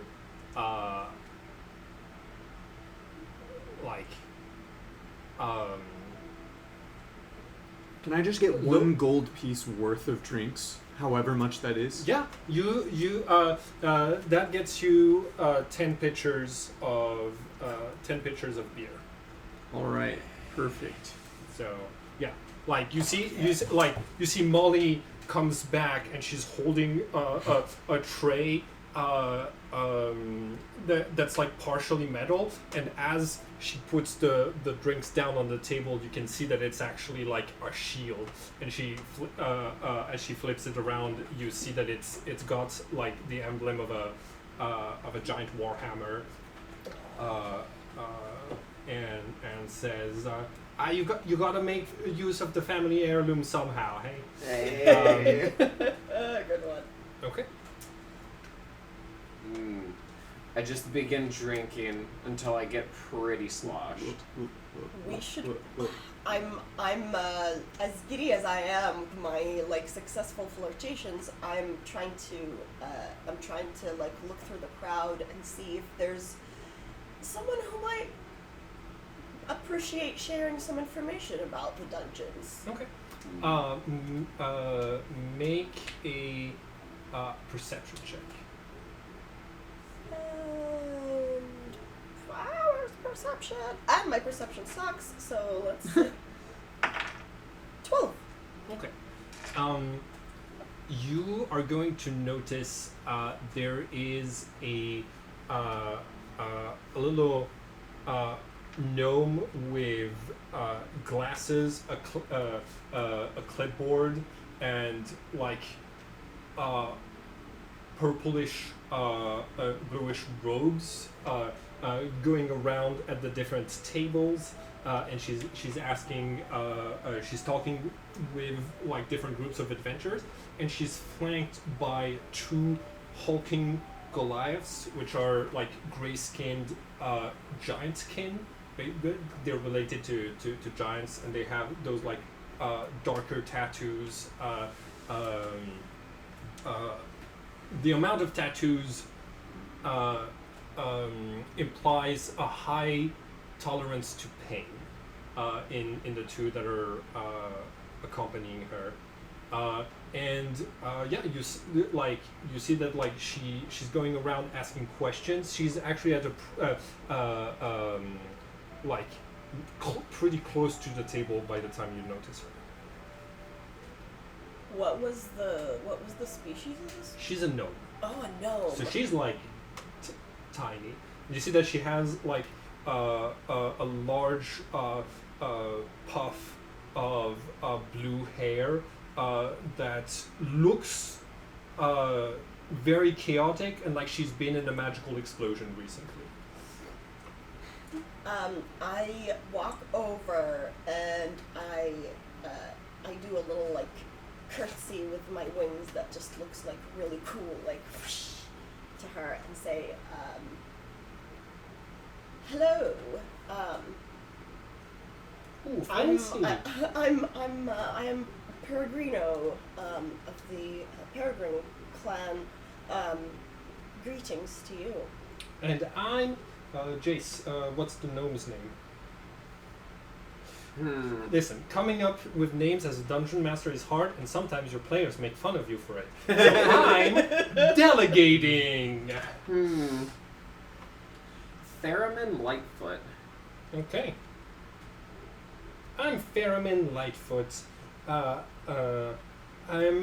a member of the Architects.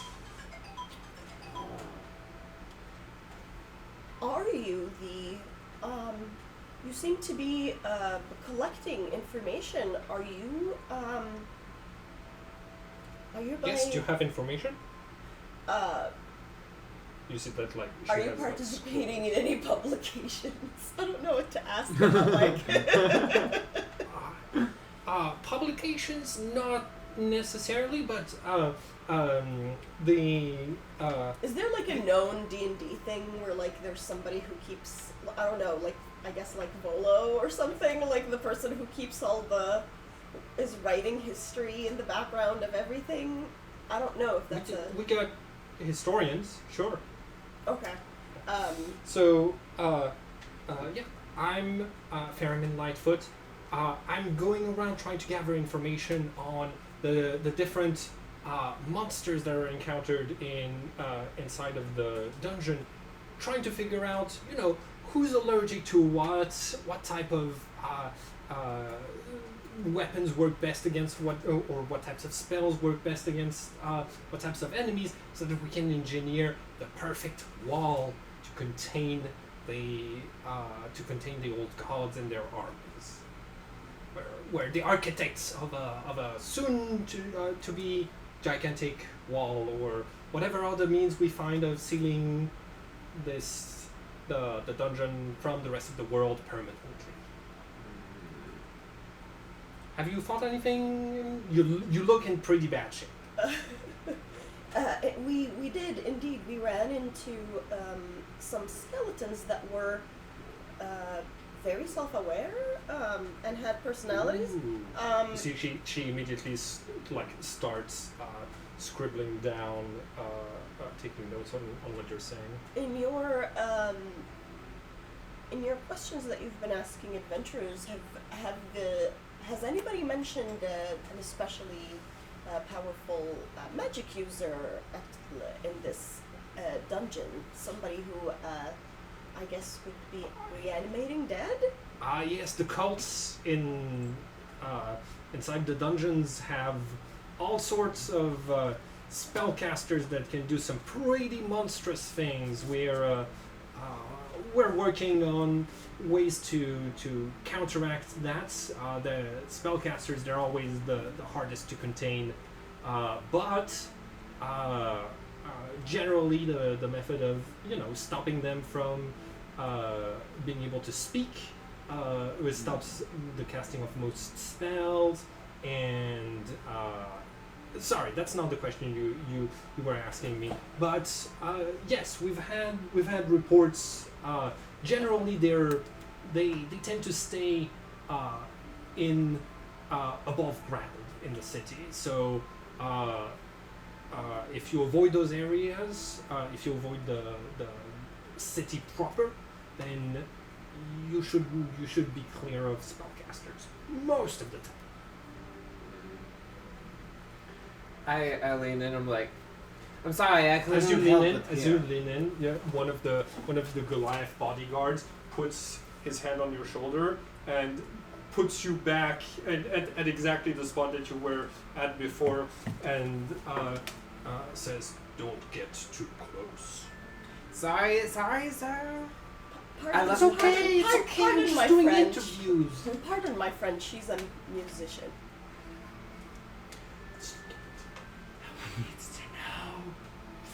I play good music.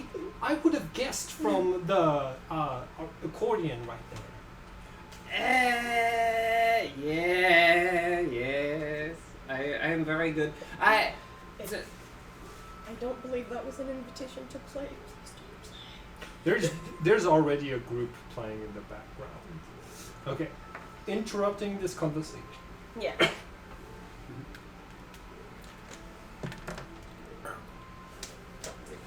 Sorry, not interrupting. More water, more water.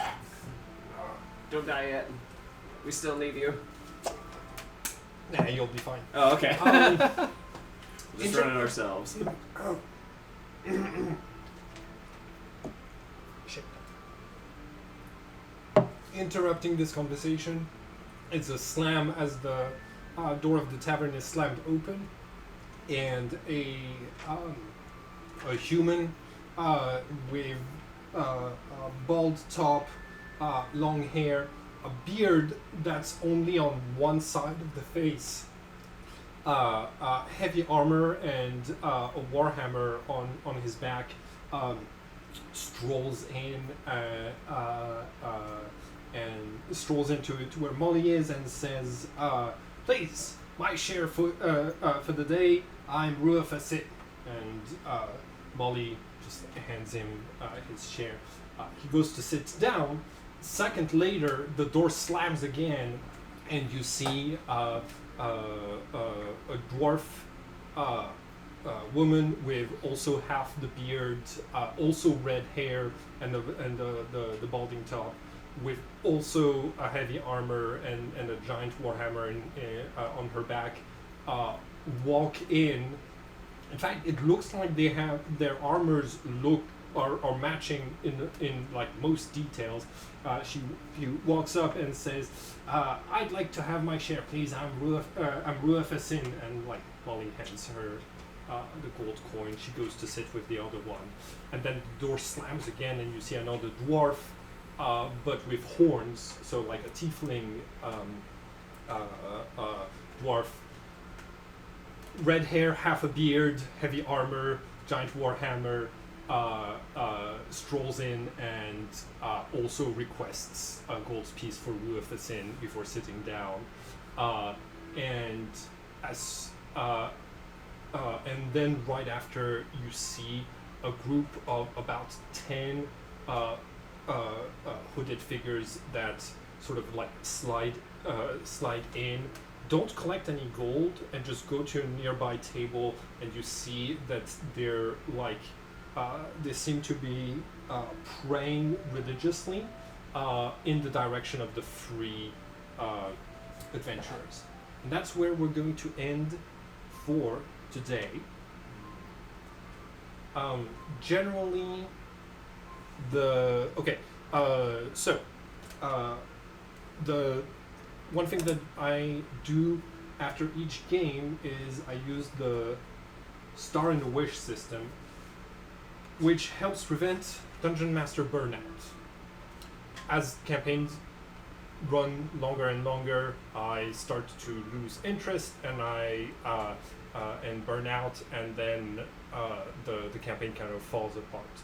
One way that I found to avoid this is the Star and the Wish system, which is basically at the end of every game, each player goes in turn saying what their favorite moment was that came about as a result of my efforts, and what they would wish to see more of. So like the star and the wish, if that makes sense. And if I'm able to for that day, I will also give stars and wishes. So I can go around to do an example. I loved how like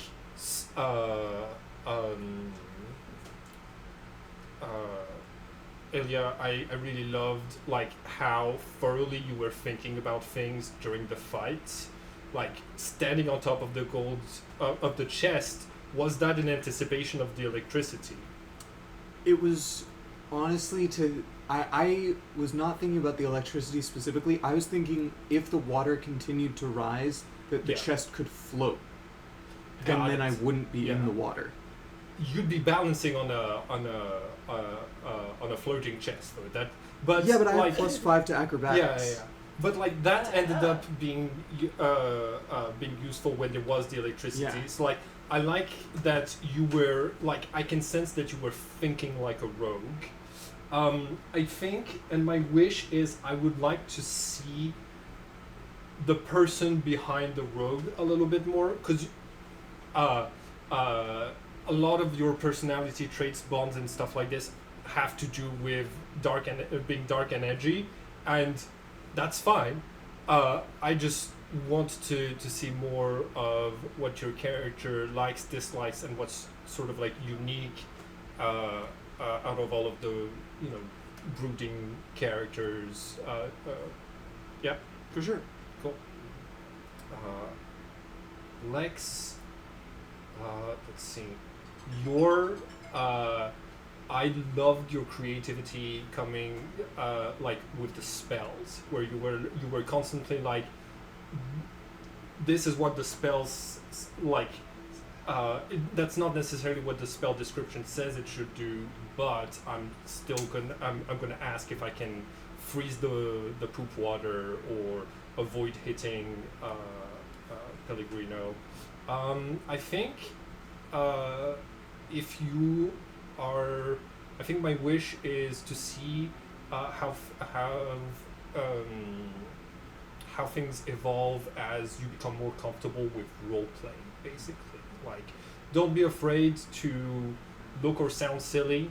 I know that I do a lot of like silly voices and characters, and it's like you're not going to be judged, at least not by me. Hopefully, not by anyone. Let's see. I love that you wasted no time, like starting to flirt and like just forming bonds with like interacting with the characters, like even the way you were ignoring the Aarakocra felt deliberate and full of personality. I think my wish is let's see.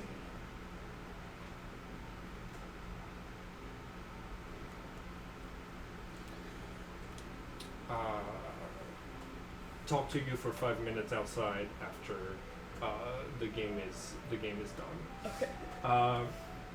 Jace, I just like you were going for it, like you were like playing as the loud, like a little bit obnoxious bard and stuff like this, and it's like I'm so looking forward to you bringing down all of the monsters in the dungeon just with like how loud you are when you get deeper and there's like monsters in every direction and you're like, I'm not gonna tone it down. Yeah, I'm just gonna be even louder. It's just like when we talk politics at work and I'm constantly having to be like, hey, the managers can hear us talking about revolution, so like And I'm like, yeah. and I think my wish is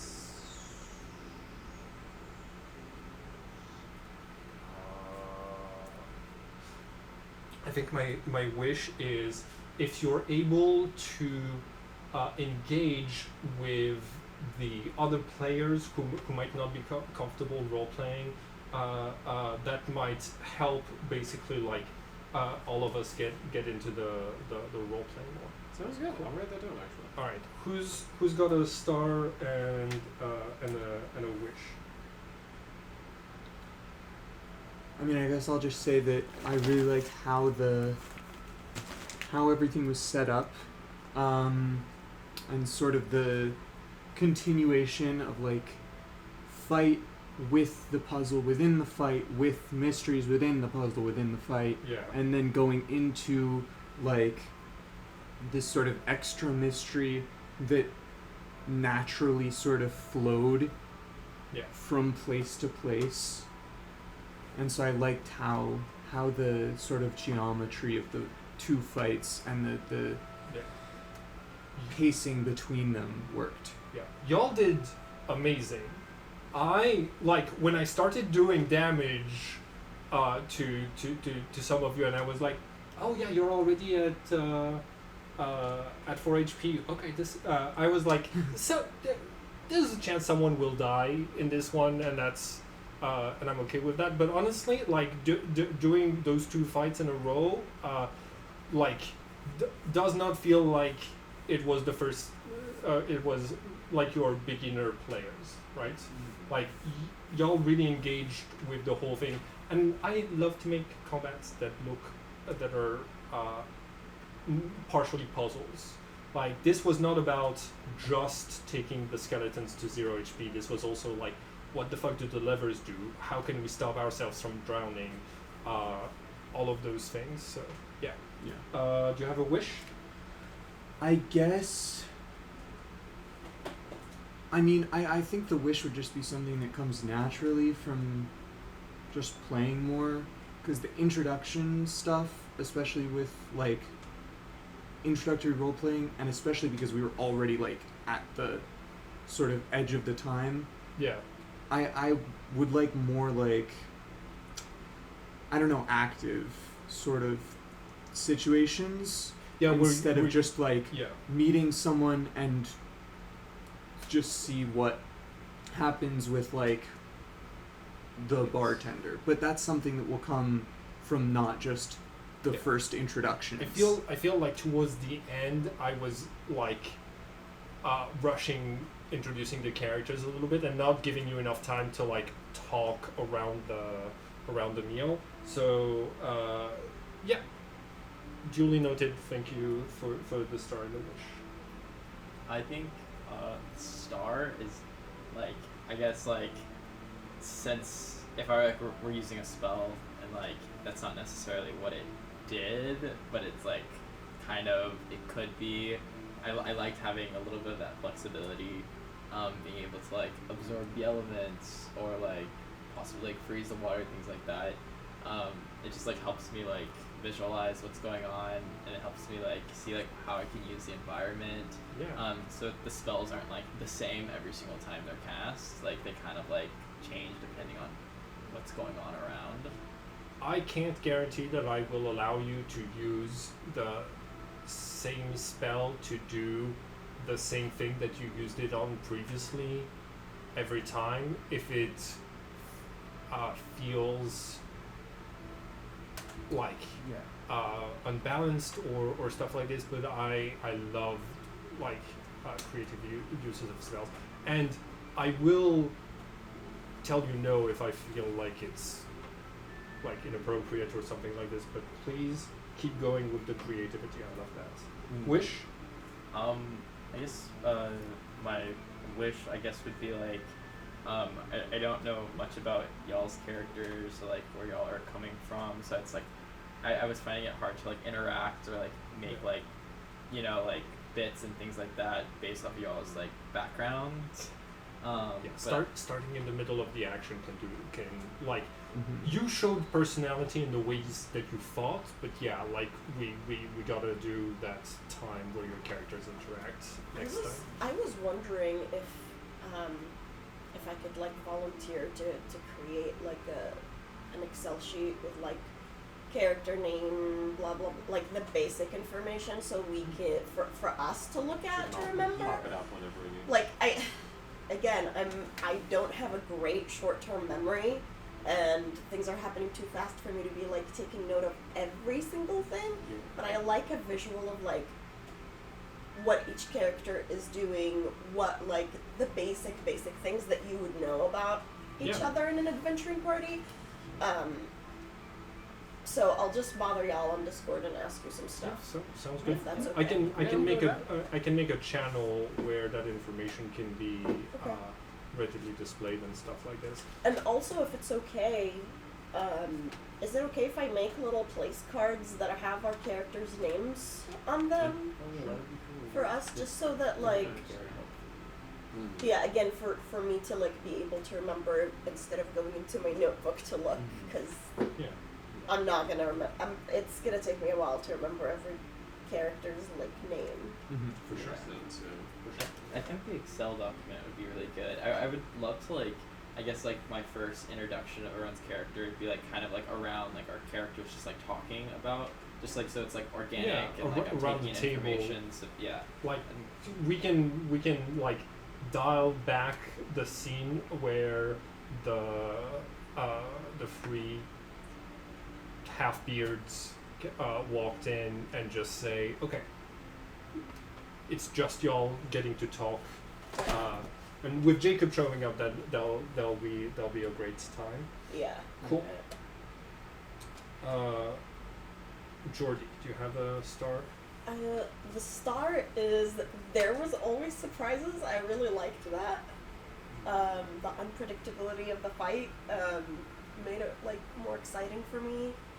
I would like to, as the barbarian, to rush into battle a little better. I feel like I waited too long while the paladin was doing stuff. When I feel like my character would have like swooped in a lot earlier, but Yeah. which I guess leads me to the wish. I wish I had more we had more role playing time during the fights, just to kind of learn more a little bit about everybody's character and how Talking. how all these characters acted in emergency, and how allowed is it for characters to be like, hey, attack that guy, or oh, is that Fully a allowed. thing? There were Talking points, is a free. sorry. Talking is a free action, and the 6 second, like a turn around where everybody acts is 6 seconds. I will definitely allow more discussion to happen than just what happens in those. Like, I'm not gonna time you, but yes, feel free to like go into more descriptions of what your character is doing, or speak as your character. Like if when the rogue like entered the room, like if one of us could have been like, hey, like what do you see in there, or something like that. I feel like that would have been a beneficial thing, and No, within because the limits that you no, have. no, because you'd be like, hey, what do you see in there? Well, He didn't have any ears. Oh, at that point, yeah, So, that's true, for sure. I did remember one thing when I was on the chest. Or initially, I was trying to just get above the water. When you said that it was specifically away from the water and the steel, I was planning on like when the lightning thing was here. I was planning on yelling over to you And to being like, try grab. I think. What's your character's name? Celestine. Celestine. Celestine Yeah. was still alive. Mhm. I was planning on yelling to you to grab her and like take her into the air, and then to like try to trigger it with my arrow. Yeah, But yeah. then it just triggered Yeah, yeah. before I could do that. Yeah, but Because that would have been would the that next be a turn. thing that we Yeah. could But that- we yeah. could do, like just Yeah, like coordinating and like for sure. You can also do that, like while I'm doing somebody's round. You can text in the Discord, or you can like communicate with each other. oh, okay. Like phones are allowed at the table. They can be very distracting, so don't necessarily recommend going on. But like also, they're a great tool to look spells up or things like this. So yeah, if you want to plan behind my back, I love it. You know. Cool. Jace, your star and your wish. The star was, I really loved how each of the enemies had like very specific, interesting personalities. Like they didn't just feel like shit random enemy that was just kind of thrown out there. Yes. I loved that. Wish wise. Like and it was like the most basic skeletons. That yeah, you they were can, pretty like, basic, but like I don't like an enemy that doesn't engage the players in any way, and like we got to see how little our barbarian would love the Geneva Convention if the Geneva Convention existed. So like wish. There's a little bit of psychological torture. Go on. Start beating them. Start punching the skeleton. Wish.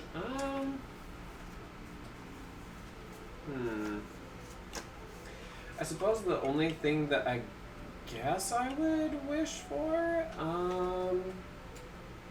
Actually, I can't think of anything that Okay. other. Everyone else already touched on anything Yeah. that I was thinking of. So. Cool.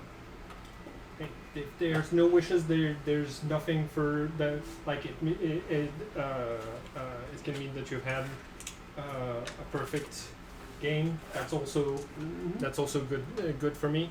Thank you so much, everybody. Yeah. And let's start the recording now.